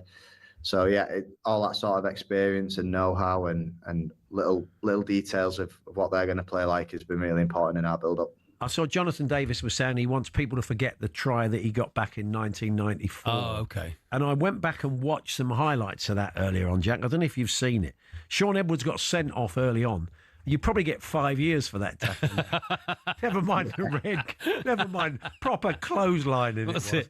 No, it's not. Yeah, Cliff Richard came on and sang first. I don't know if Cliff's going to be there on Saturday. No, he's going to do that. Oh, but right. That Jonathan Davis try is something else, isn't it? Yeah, there's plenty of highlights that I've seen over the last couple of weeks. I think our media team have done a really good job of getting past games out there and showing off what this occasion is. I think 22 years in the making, and all the games in between that have had moments of magic, and some highlights, like you said. I think of the Adrian Morley one in the first minute, flying over the line and taking someone's head off. And it's gonna. The game's been tidied up a lot since then, but there's still going to be that fierce physicality in the opening stages, and it's about who handles them the best. It must be weird when you watch games back. I suppose it's true of any sports people when you're playing a contact sport, football included, where there was a lot more leeway back in the day. And you must watch tackles, you think, oh man, I'd be excited for that. You wouldn't see me for 2 months if I did that. It's it's an education, isn't it? Yeah, definitely. I think there's still that all sort of how much leeway are we going to get in these international games? You see it with State of Origin over there, but the game's a hell of a lot more tidy now. I think obviously if one of us goes out there and wraps our arm around someone's head, we're gonna miss the whole series. So there's going to be none of that. But like I said, there's going to be plenty of physicality and some big tackles coming in. So I'm going to have my eyes peeled and open to get one on. In a packed Wembley, going to be amazing, isn't it? Well, look at this. There are a few tickets left in the upper tiers. I think the lower tier is sold out. Club Wembley is sold out. There are a few tickets left in the upper tiers, and there's a lot of football being played this Sunday. And I'm sure there will be people down in London thinking, "Oh, it sounds it's a big sporting event." Yeah, it's going to be fabulous. You can go and find out more about that at mpvtickets.com. I'm very much looking forward to coming along. So what's the plan for the next sort of, you'll be on the pitch in 48 hours. So I don't want to freak you out. That's if you make the starting 13, Jack. I don't want to preempt that. It's a squad of 19 at the moment. But you're not far now. So what do you kind of do in the build-up, these sort of next just under 48 hours or so? Just try and relax as much as possible. I think, obviously, like you said, 48 hours away, where now you start switching your brain on and dialing in on little details that you're going to have to do in your game. But for me personally, I don't want to play the game yet. We're still miles away. I just want to have a good time in camp. And these are special moments for us. Like I said, it's not happened in 22 years. And if we're going off that record, I'll never play a game as big as this ever again. So just enjoy the time with the lads and making friends and making memories for life, really. Yeah, absolutely. All the best, Jack. Thanks very much for joining us. Cheers, fellas. Thank you very much. Jack Welsby there of Saints and England. As we said, mpvtickets.com if you want to see some top-level sport. Wembley should be a great atmosphere. That'd be a great day. For the games to come at Everton and Headingley, the 3 tests, but the first test this Saturday. Mark Phillips is popping in to see us next. Former professional football at Millwall, Brentford, at Dons as well. We're going to have a chat with Mark. He is the neurodivergent footballer. He wants to help others after a diagnosis of ADHD late in life. He'll tell us more about that shortly.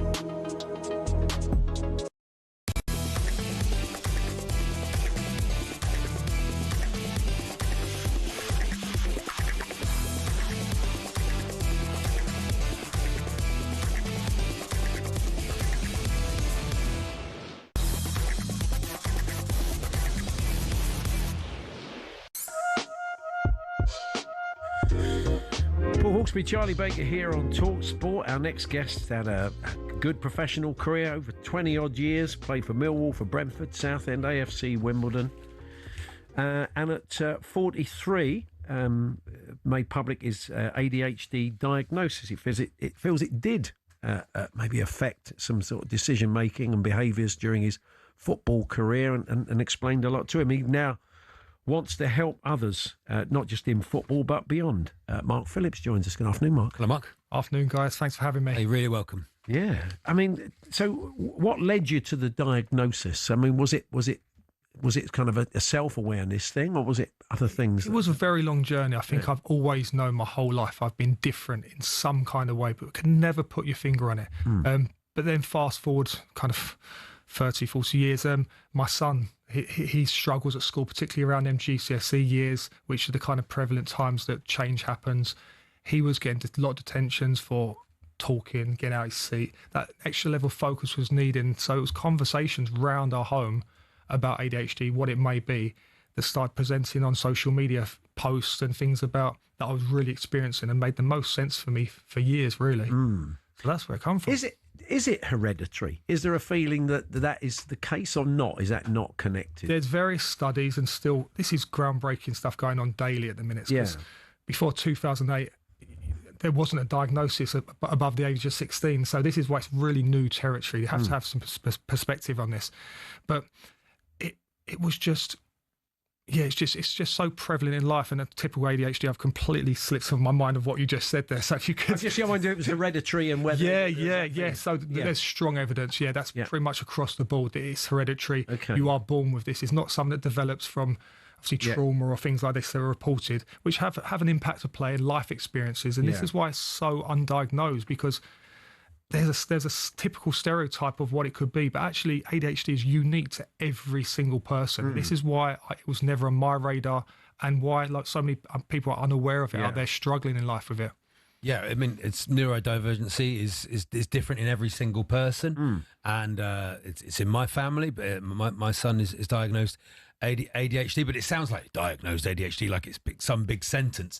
Is actually when you are told you have it, or you know you have it, you can learn to manage it. You can understand your triggers. You can understand what's going to maybe make you spiral, or maybe make you hyper focus, and you can so use it, as we always say, to as a superpower. You can sort of lock into it and use it as a positive in your life. Yeah, this is why I'm so passionate. I've been fortunate enough to, my passion, my kind of hyper focus has been football. And this is why I'm twinning the world of football with the neurodivergence space, because it's so obvious how apparent the world of football and other industries go hand in hand. And that's why I didn't discover my neurodivergence till after football, because it literally, as you said, the management strategies, coping techniques, football was that for me. That physical release, that high intensity elite level training managed my executive function, my emotional regulation, that structure of football, training games. So I don't really like that broad statement that all footballers struggle after their career ends. It's very true, but let's get a bit more precise, that we're all different. And actually, the PFA are saying that 60% of footballers have got neurodivergence. So how many of us out there are struggling or lost and unsure of things in football and the broader scheme of life? And that's really why I've become passionate. Mark, do you think your career would have been any different had you had an early diagnosis, maybe at the start of your football career? I think huge, yeah. It definitely would have. Just the management things have been unsure. Change was a big thing for me. I had a few chances. Well, as a footballer, that's just part and parcel, isn't it? Really? Part and parcel of it, like you said, and also looking on to the next game. But if I'd known I had a neurodivergence of some sort going on, we could manage it. So for me, I always thought the next game I was a failure. So because I was always present in the moment. So it was almost like I've forgotten all the great things I'd done, which is a full football ethos. So you're only good as your next game. But equally, it's really important, because as I got older, I started watching the clips of how good I was. And that then allowed me to go onto the pitch, knowing how good I was and believing, and then thriving and almost being like a character performing. And no surprise, I suddenly from that period, player of the year, 12 goals from centre back. Like, it just spiraled from there when I actually had that belief in myself. And I think that's the understanding, along with change. Yes, change new clubs can be upheaval for any player. Sure. Changing your family, your kids, schools, new environment. Will it work? Won't it work? Big money. There's so many dynamics to be. If you're aware of that, I turned down moves based upon that fear of the, it was overwhelming, that change for me. So that understanding that actually it's going to be okay. You're going to probably go on to a much better career, because I had some big moves come in that could have happened.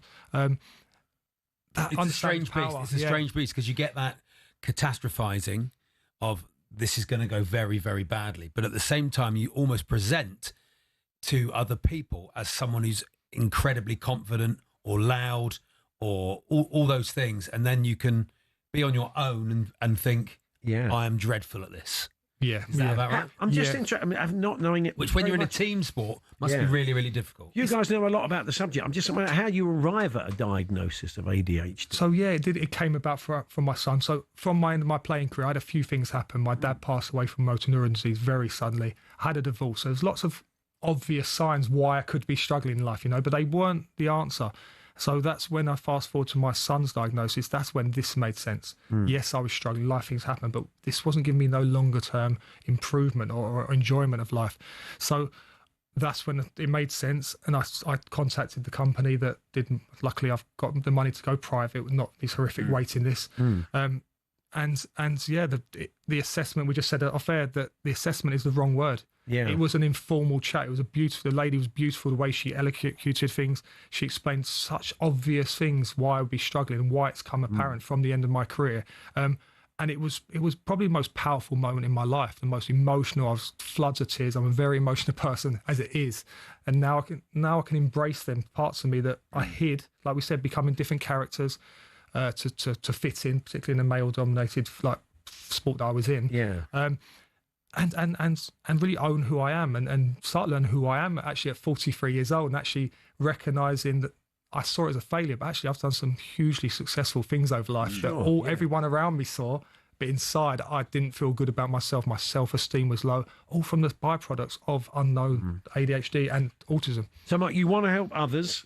So you are the neurodivergent footballer. So, I mean, are people reaching out to you? Would you like to be able to go into academies or speak to clubs' medical staff? Because obviously these players at the very top level, multi-million pound assets to clubs, and they could be getting more out of them with a little bit of help. Yeah.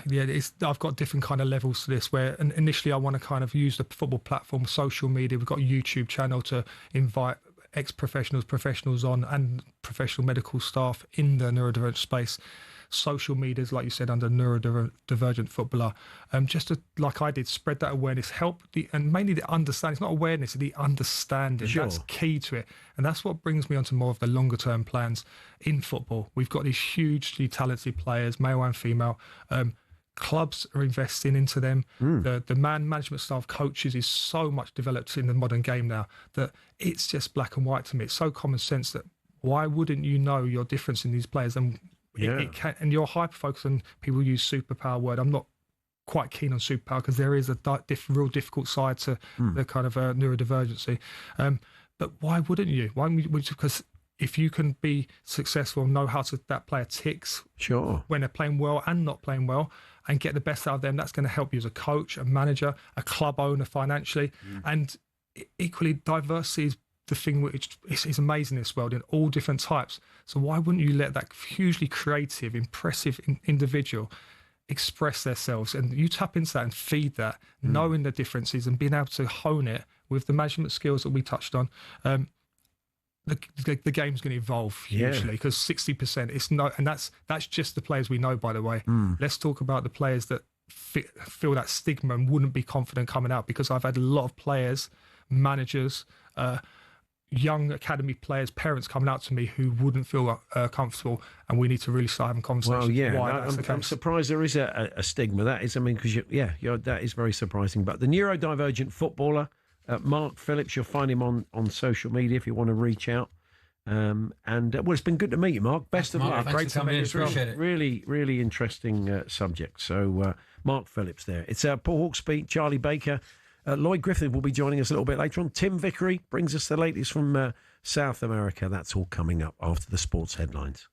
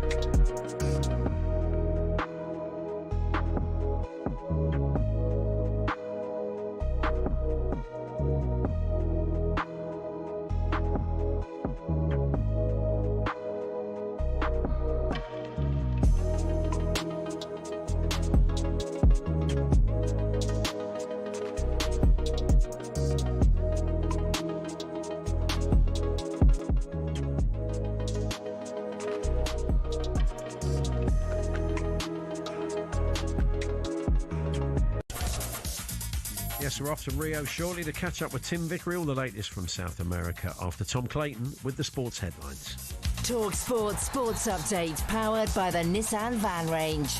Supporting van owners to get the job done. Search Nissan Vans or head to your local Nissan Van Centre. Well, thank you. Good afternoon. We start with some breaking news this hour, and that's that Lucy Bronze has been named England Women's Player of the Year, ahead of Chloe Kelly and Hannah Hampton. We'll have more on that in the next hour or so. Now, is this the end of Mo Salah as we know it? No tracking back, a lack of work rate, and throwing a strop at not playing. Some of the accusations that were levelled at Salah after he was benched last night. Simon Jordan says all of that is palatable if Liverpool are winning. Now, ultimately, it's being exacerbated because not only is he not scoring goals, not only is he looking out of sorts, he also is now not tracking back in the same way that he wasn't before. Well, after a fruitful week of Champions League football, attention turns to the Europa League. Villa take on the go-ahead Eagles on talkSPORT 2 at 5:45. Then Forest host Porto at 8 on talkSPORT. It's Sean Dyche's first game in charge of the Tricky Trees, and their former midfielder Henry Lansbury has told us he's a good personality to have around the City ground. For now, they're just trying to lift that team spirit again. Obviously, they've been down in the dumps for a while, haven't won a few games, and I think anything he can do to give them boys a lift, because it's a good team. We saw it last year. Also in the Conference League tonight, Palace host Cypriot side Ike Larnaca. That's on talkSPORT 2. Now, Harry Brook's been a bit critical of the England cricket schedule. That series against South Africa, I don't even think we got a training session in together, which is a bit of a shambles before going into the first ODI. But yeah, we haven't really had that time as a group. They won the ODI series with New Zealand 1-0 thanks to 2 washouts. The T20 series starts on Sunday live on talkSPORT. And Super League Grand Final winner with Hull KR, Mikey Lewis, is set to start the opening Rugby League Ashes match at Wembley this weekend. He replaces Wigan's Harry Smith, who's out of the 19-man squad for the game. Get more at talksport.com. talkSPORT News. A paratrooper known as Soldier F has been found not guilty of 2 Bloody Sunday murders, and resident doctors in England are going on strike for 5 days next month. More from the news team at 5:30.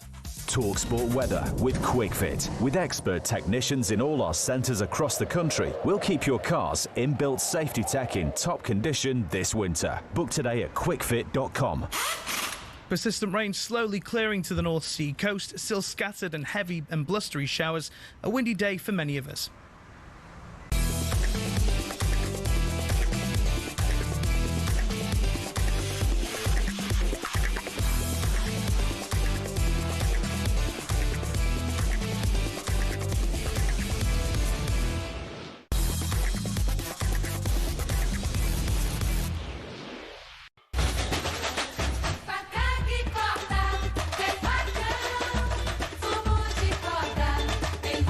Good afternoon, Paul Hawksbee and Charlie Baker here on talkSPORT. Lloyd Griffith joining us for a chat in the studio in around 15 minutes' time, and we'll have a birthday spread. Before that, though, we head to Rio, look at the world of South American football, as always with Tim Vickery. Hey, Tim. Hey, Tim.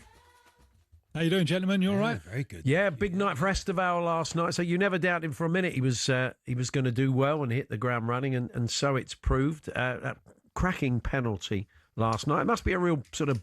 They must be following how he's doing at Chelsea over in Brazil. Most certainly are. And he is someone who already looks like he's going to be very, very important next year to the World Cup campaign. There are some, you just see him and you think, doesn't matter what it is, he can cope with it. You know, some you think it's too soon. I mean, look, for example, at West Ham, who have moaning about not being able to spend money because of the fair play financial rules. How much did they spend on Luis Guilherme? No, and that was a player who'd scored. He's all promise, yeah, no doubt about it. But he scored 1 goal when West Ham bought him. Estevan comes from the same club, but you can see that Luis Guilherme was good and may well have a terrific career in the game. But Estevan is one of those few who's just on a different level entirely. Yeah. Oh, you lucky people. Enjoy him while you can. Now, you've been keeping us in touch with the Under-20 World Cup, as you have over the years, and you've seen some sort of jewels come through that tournament. Argentina were looking sort of set fair to go all the way, but they didn't quite make it, Tim. No, they lost in the final 2-0 to Morocco. And this is one of the stories of world football over the last few years. You know, the rise of Morocco and the way that Morocco are using the diaspora, you know, kids growing up of Moroccan heritage in France and Spain and Belgium. And it was the same kind of model of play that you might have seen from Morocco in the World Cup. Low block, transitions and moments of terrific skill. Does it matter? Well, I think it's a huge, huge boost for the morale of Moroccan football.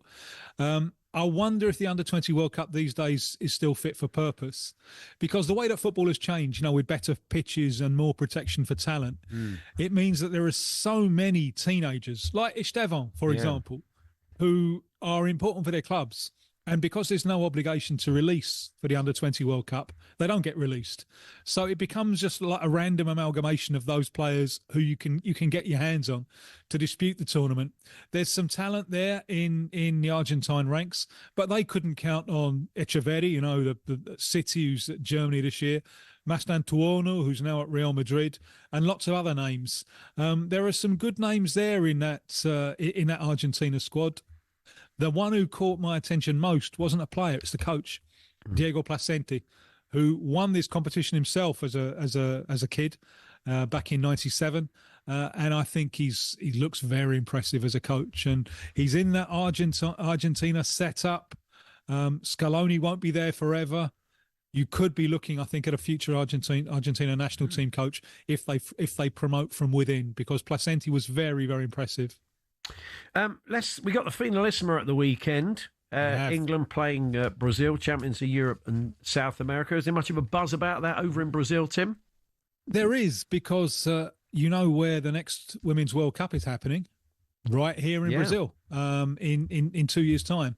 So this is important preparation for Brazil, who are they're kings of their own, or queens of their own continent. Yeah. Although it was tough this time, you know, and if England had it tough winning the Euros, Brazil in the final of the Copa America, which they win every time, Colombia kind of pushed them close. But the final, Brazil-Colombia, there's no doubt who the favourites are. It's overwhelmingly Brazil. And Brazil was seconds away from losing. And the great Marta came off the bench and scored a cracker in the 96th minute to take it to extra time, where Brazil then took the lead and Colombia managed to equalise. So it was 4-4 at the end of 120, and it went to penalties, and Brazil came from behind to win the penalty shootout. So both the champions of Europe and South America got there, won the title, giving plenty of work to the cardiologists along the way. And it's a strong squad, and Marta hasn't come. And you know, the one thing they don't need to do is test Marta. The question is she still going to be around in 2 years' time for the World Cup? But it's a strong squad. They pushed England very, very hard in the last finalissima, which I think went to penalties, and England came through on penalties. And I think it could be every bit as hard this time round. So the game is at the Etihad in Manchester on Saturday, and I think it should be hard fought, very good spectacle. South American Champions League, the Copa Libertadores, we're at the semi-final stage. A few familiar names and faces from the Premier League, Tim, in action. Yeah, I was at the first semi-final last night, first leg, Flamengo of Brazil against Racing of Argentina. People laughing at me because I was wearing gloves. It's cold, you know, this is dreadful, unseasonal cold. You know, I want my money back. I've been the victim of a cruel hoax. Yeah, the Flamengo side includes Jorginho, late of Chelsea and also of Arsenal, just kind of ticking it over in midfield. The right back is, Man United fans might remember him, Varela, Uruguayan. He didn't stay there for very long, but he gets taken off, and who comes on? You'll remember him, Paul. He doesn't defend, he doesn't attack. He's Tottenham's right back, Emerson Royale. Oh, yes. Who nearly laid on a couple of goals for them.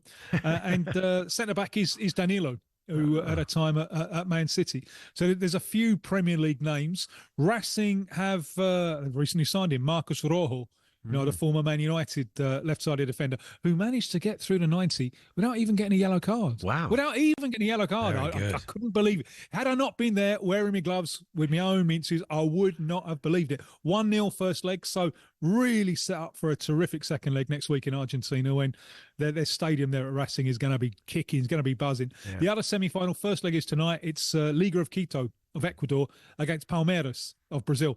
Palmeiras, Andreas Pereira, recently signed from Fulham. Felipe Anderson, who had a spell at West Ham. And recent signing, Ramon Sosa, Paraguayan winger, they bought from Nottingham Forest, as well as the goalkeeper Carlos Miguel, who they just got from Forest. He might get a game as well because the first choice goalkeeper is injured. First leg at altitude at Quito. So the onus really is on the Ecuadorians, who don't have any Premier League links as far as I can make out. The onus is really on them to take advantage of the altitude, build up a first leg lead, and then take that and defend like mad with plenty of time wasting along the way next week in Sao Paulo. Just out of interest, what do you call cold these days, having lived in Brazil for that long? Shout, Paul. What was the temperature? Yeah, if it goes under 20, I'm calling out the National Guard. Unbelievable. I had big heavy coat on, gloves, and people staring at me saying, "He's English. How can he not cope with that?" I've gone native. Need a heated gilet. Yeah. Cheers, Tim. Thanks very much. We'll speak to you next week. Look forward to it. Cheers. Tim Vickery with the latest from the chilly Tim Vickery at 20 degrees. It's got so cold. Now, here's your chance to win talkSPORT's biggest ever cash prize. Good news. As you play to win up to £100,000 completely tax-free, plus you get to visit talkSPORT Towers on Thursday the 13th of November to play for that incredible cash prize. So here is how to enter, and good luck. 18 plus UK excluding Northern Ireland. For a chance to win, text the word cash to 83338 and you're in the draw. Text costs £2 plus one standard network rate message. You must have the bill payer's permission, or you can enter for free by calling 0330 880 3338. All entries must be received by the 6th of November at 4 p.m. This is a talkSPORT limited promotion run on talkSPORT, Talk and Virgin Radio UK stations. Full terms and conditions at talksport.com.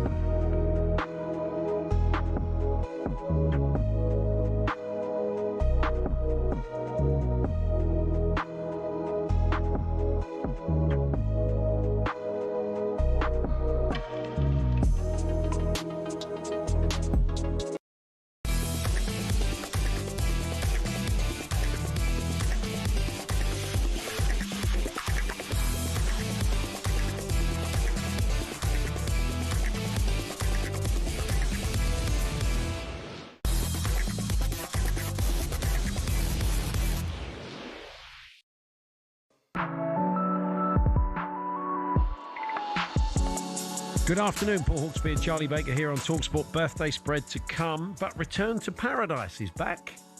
And one of the stars of the show has joined us in the studio. It is actor, singer, comedian Lloyd Griffith. That's not the one you wanted, was it? I tried any of the others. I tried 5 of the others and they weren't available, so we got Lloyd, Charlie. I'm sorry, That's the way it goes. Weirdly, the bloke from Battersea was available.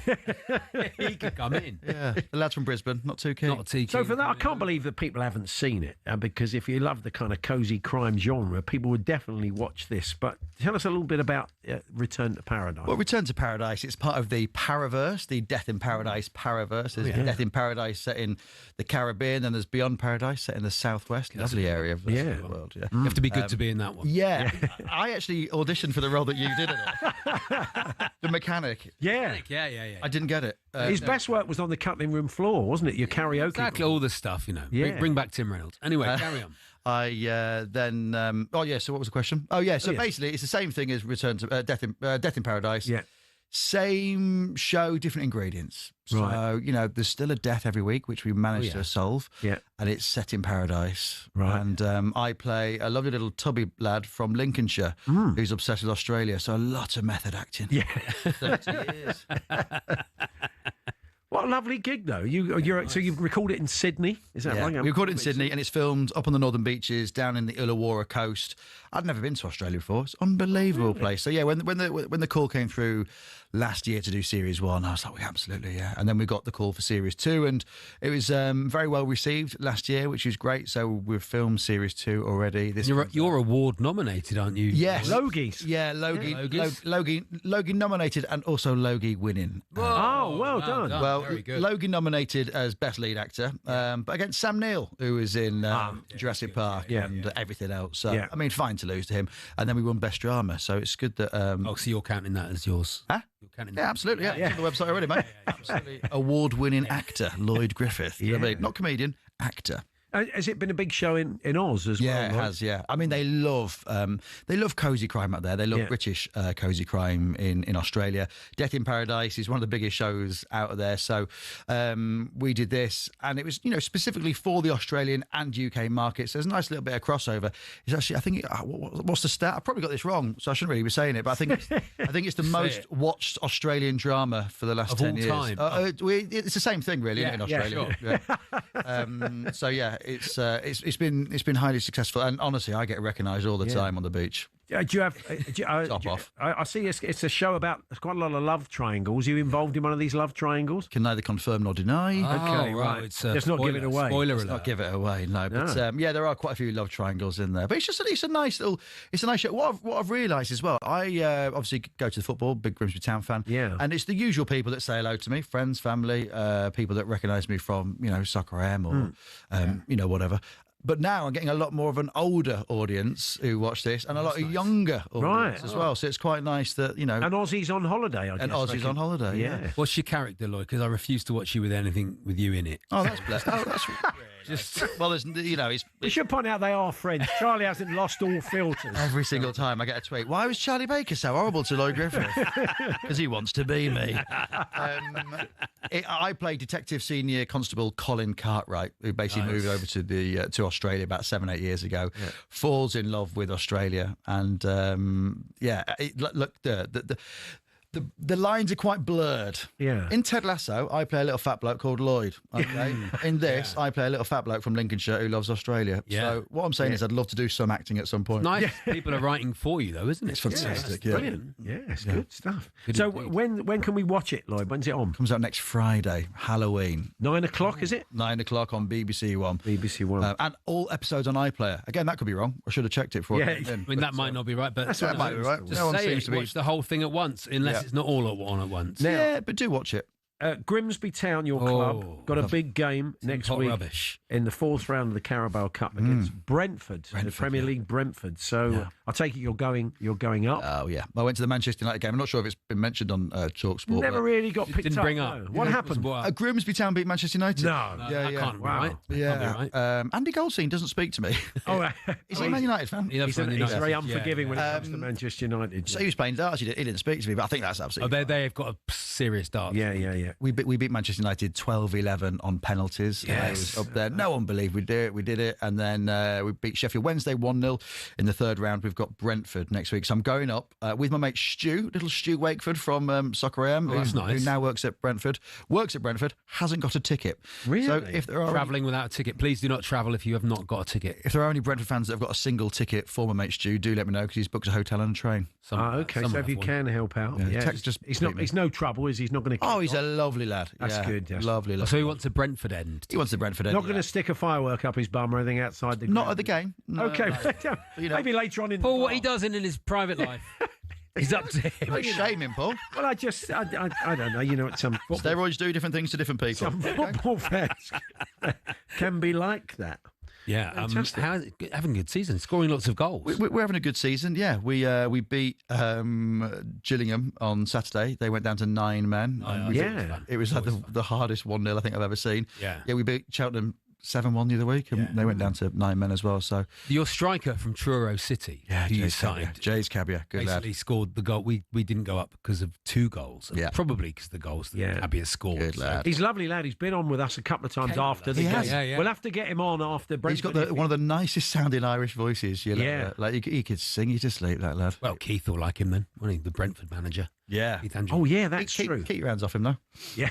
Oh really? 5 million, you can have him. I'm happy to do that deal. Well, are you his agent? I mean, I said. Oh, I can be. Yeah. I can be. I can. For the price of a Brentford ticket. For the price of a Brentford ticket. Yeah. Look, Brentford ticket and Jay's Gabriel for 5 million, he can have him. But yeah, it's going to be an interesting game. I don't know what'll happen. I mean, Brentford obviously not. Yeah, they're getting a little bit better, aren't they? So yeah. But also as well, Grimsby. I don't think they'll like it. I mean, they won't like it up there. They won't like it up there. I mean, Ruben Amorim asked for a room, like an office, when he came to Old Trafford. To prepare, did he? Yeah, and I think David Artell was like, "It's your car, mate." Yeah. Or so I think Brentford might be a bit like, "Oh, this is bombing in long throws. You're going to have to get used to that." Really? Oh, well, you're probably used to it at it's League 2. Yeah, League 2, Paul. League 2 football. I was being facetious, obviously. We've all got stiff necks from just looking at the balls.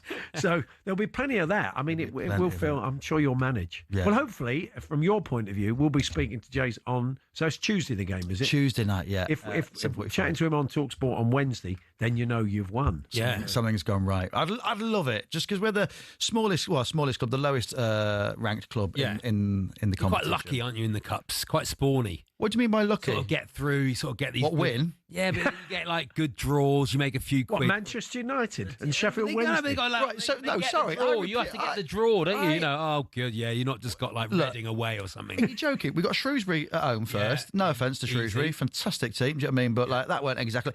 Manchester United at home, great, but it's not Old Trafford, is it? No. We didn't know what our maximum capacity was until we played Manchester United. Really? Yeah, we had no idea. I want to check. Well, it was like, well, I mean, we hadn't needed to. Yeah. And so they went, 8,900, is it? That's fair doing.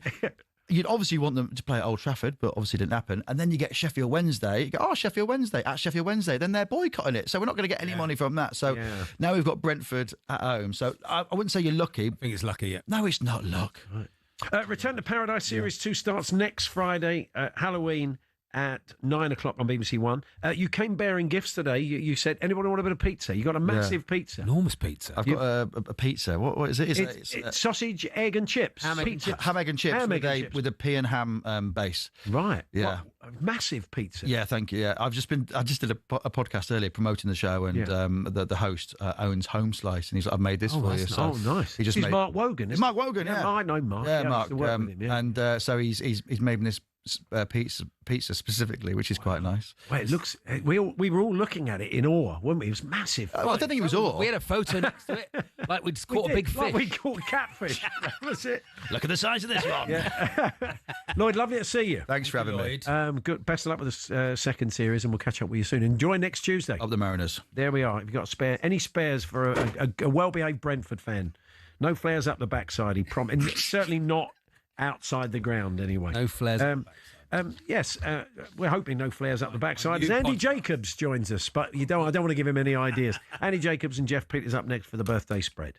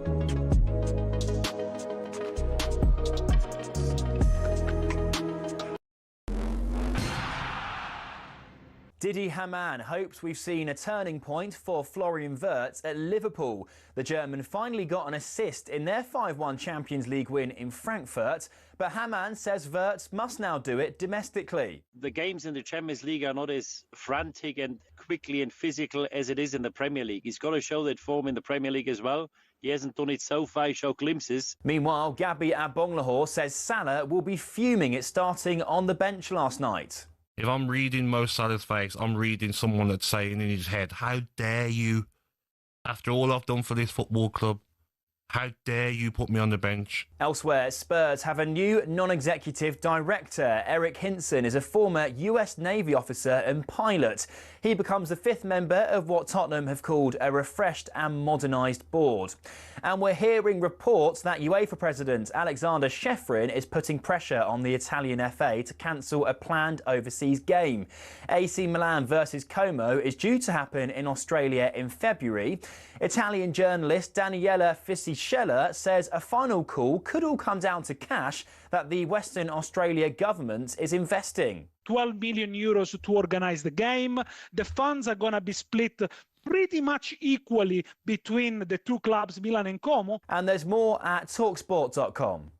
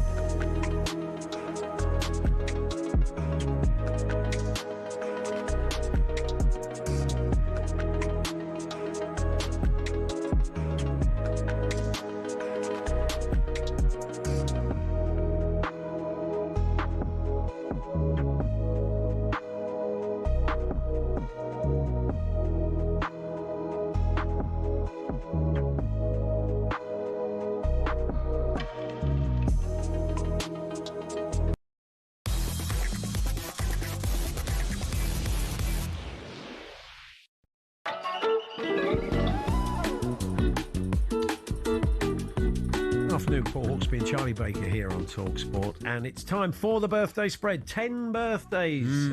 Andy's going to celebrate the birthdays of 10 people who've celebrated their birthday this week, but he has chosen their name, but not because he particularly wants to celebrate their birthday, because he thinks he can find a bit of funny in all of them. A little joke there, Paul. And he'll bring us a joke with every birthday. My job and Charlie's job is to guess the ages of these people. It's as simple as that, really, and the one that's nearest the pin at the end, guesses with the shortest margin of error over 10 birthdays, is the winner.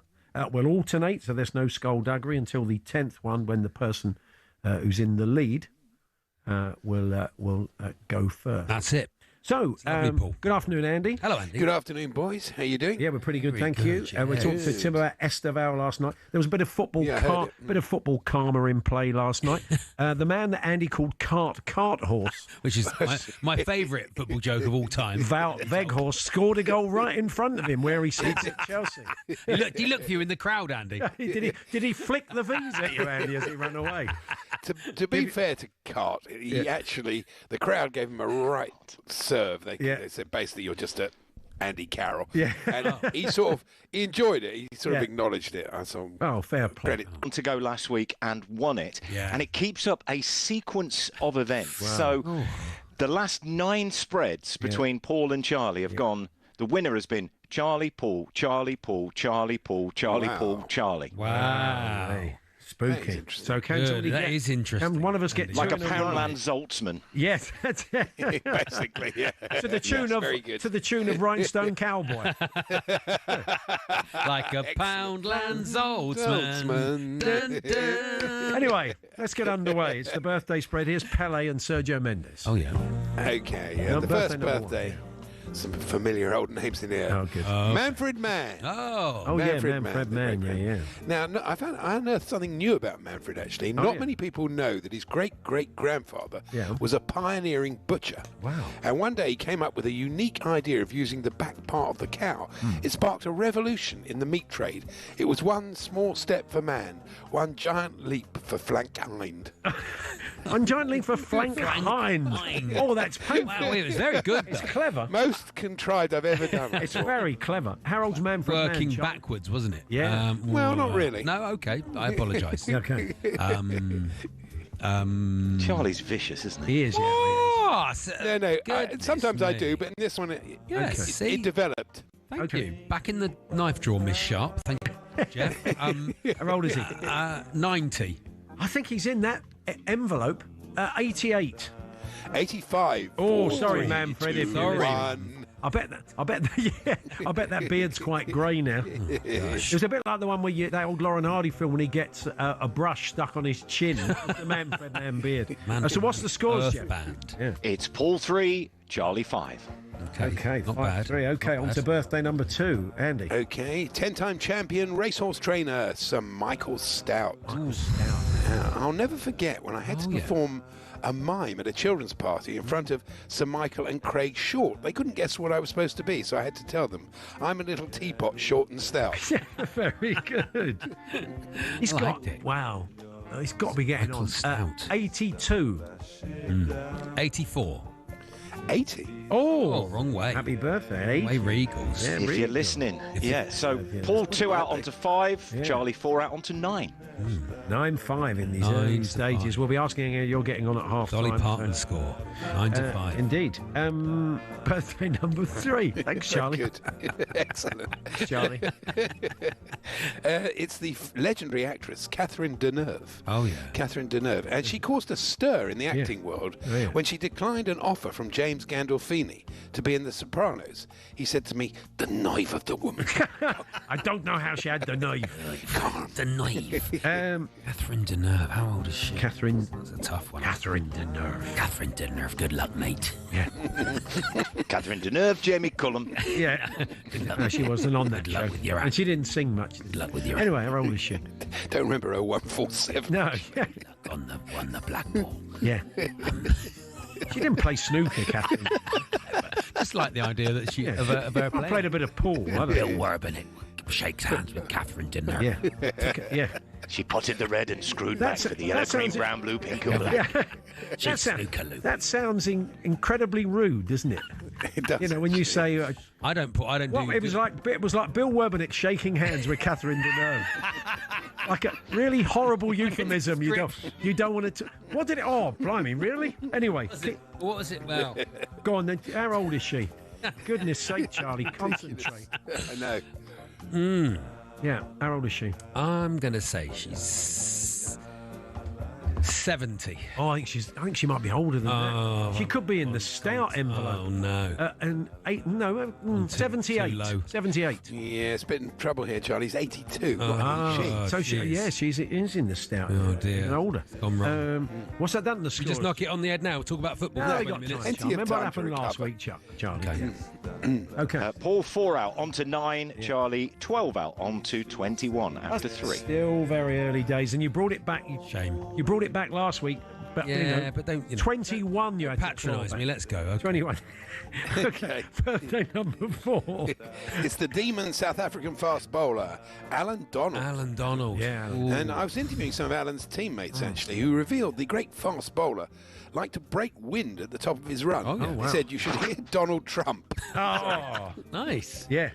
Donald Trump. But they do after lunch. It's one of my favourite Alan Donald moments. He was having a really bad day, and he was getting absolutely nothing out the wicket. And it was just when stump mics came in. So he suddenly leant into the stump mic and said, "Thank you, groundsman."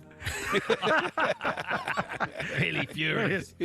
Alan Donald, 53.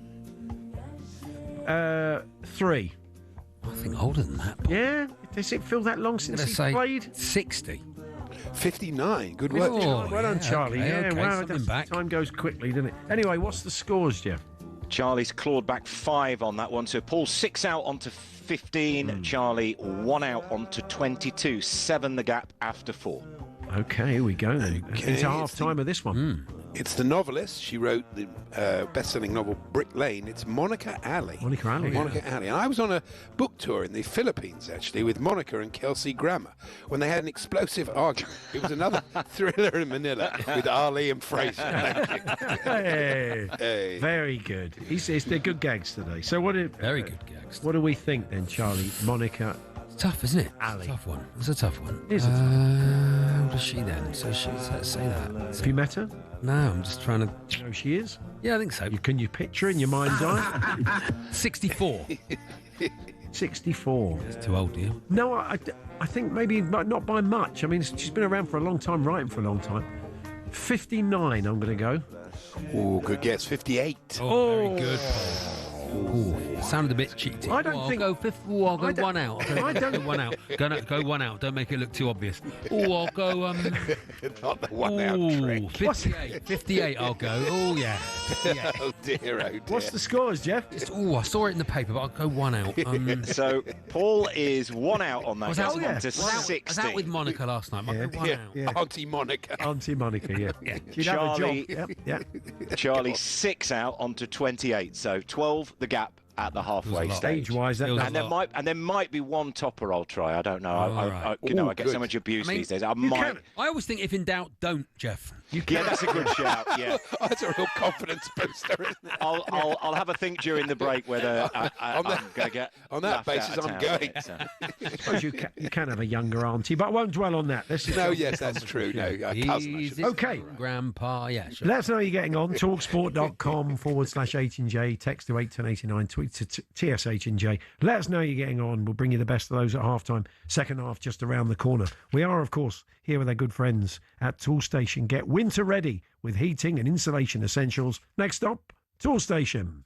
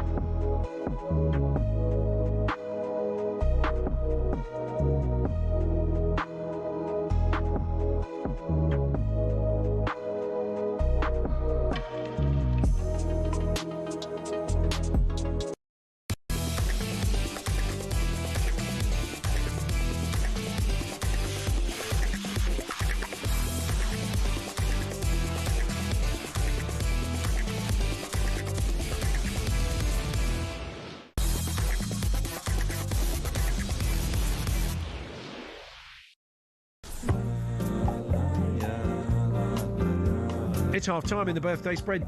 Charlie, have the listeners been in touch? Telling us how they're faring? Yeah. John from Deb's Ironing Shop in Wakefield, of course. He's rubbish, just like this game. Yeah.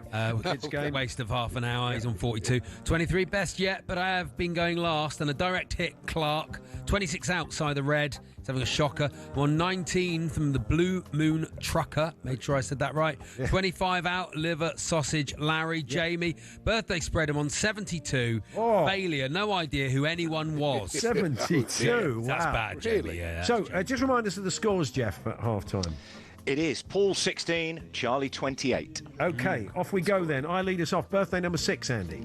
OK, it's the Permanent Secretary at the Home Office, Dame Antonia Romeo. Oh, yeah. Oh, wow. Dame Antonia Romeo. I used to work with her, actually. It was really annoying. We never knew where she was. All right, yeah. Yeah, Romeo. I didn't know if you were going to finish it or not. But I'm hold on. Here we go. Here we go. Quiet, everybody.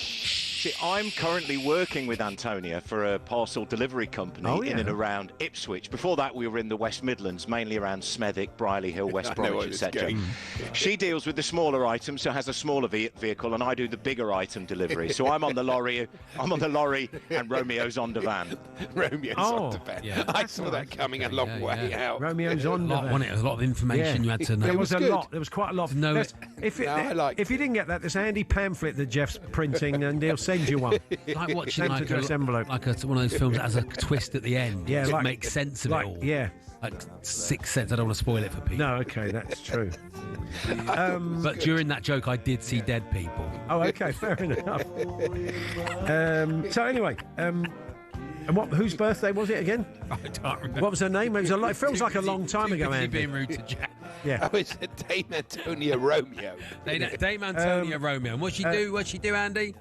Permanent Secretary, currently at the Home Office. Okay, 56. Yeah, I reckon you're in the right ballpark there. Have a young dame, can't you? 58.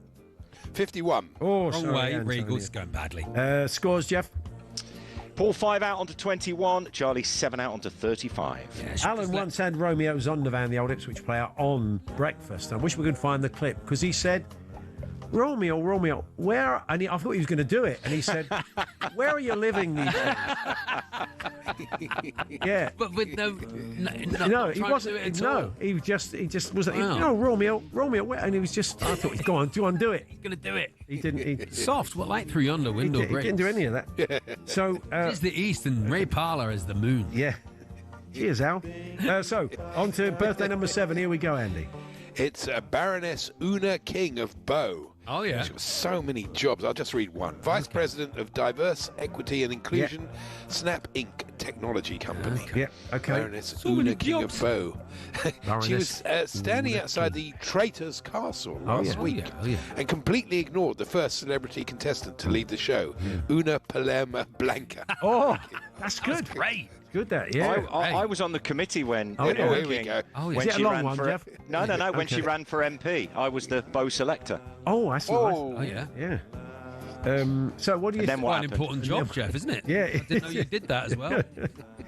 How old is she? As well as a Jeff? delivery driver in Ipswich and He gets around a West lot. Bromwich. He puts him, Doesn't he? Yeah, he does put himself at the centre of all his gags, doesn't he? Yeah, Jeff's very involved. Yeah, in okay. his own jokes. Yeah. Una King, Yeah. 60.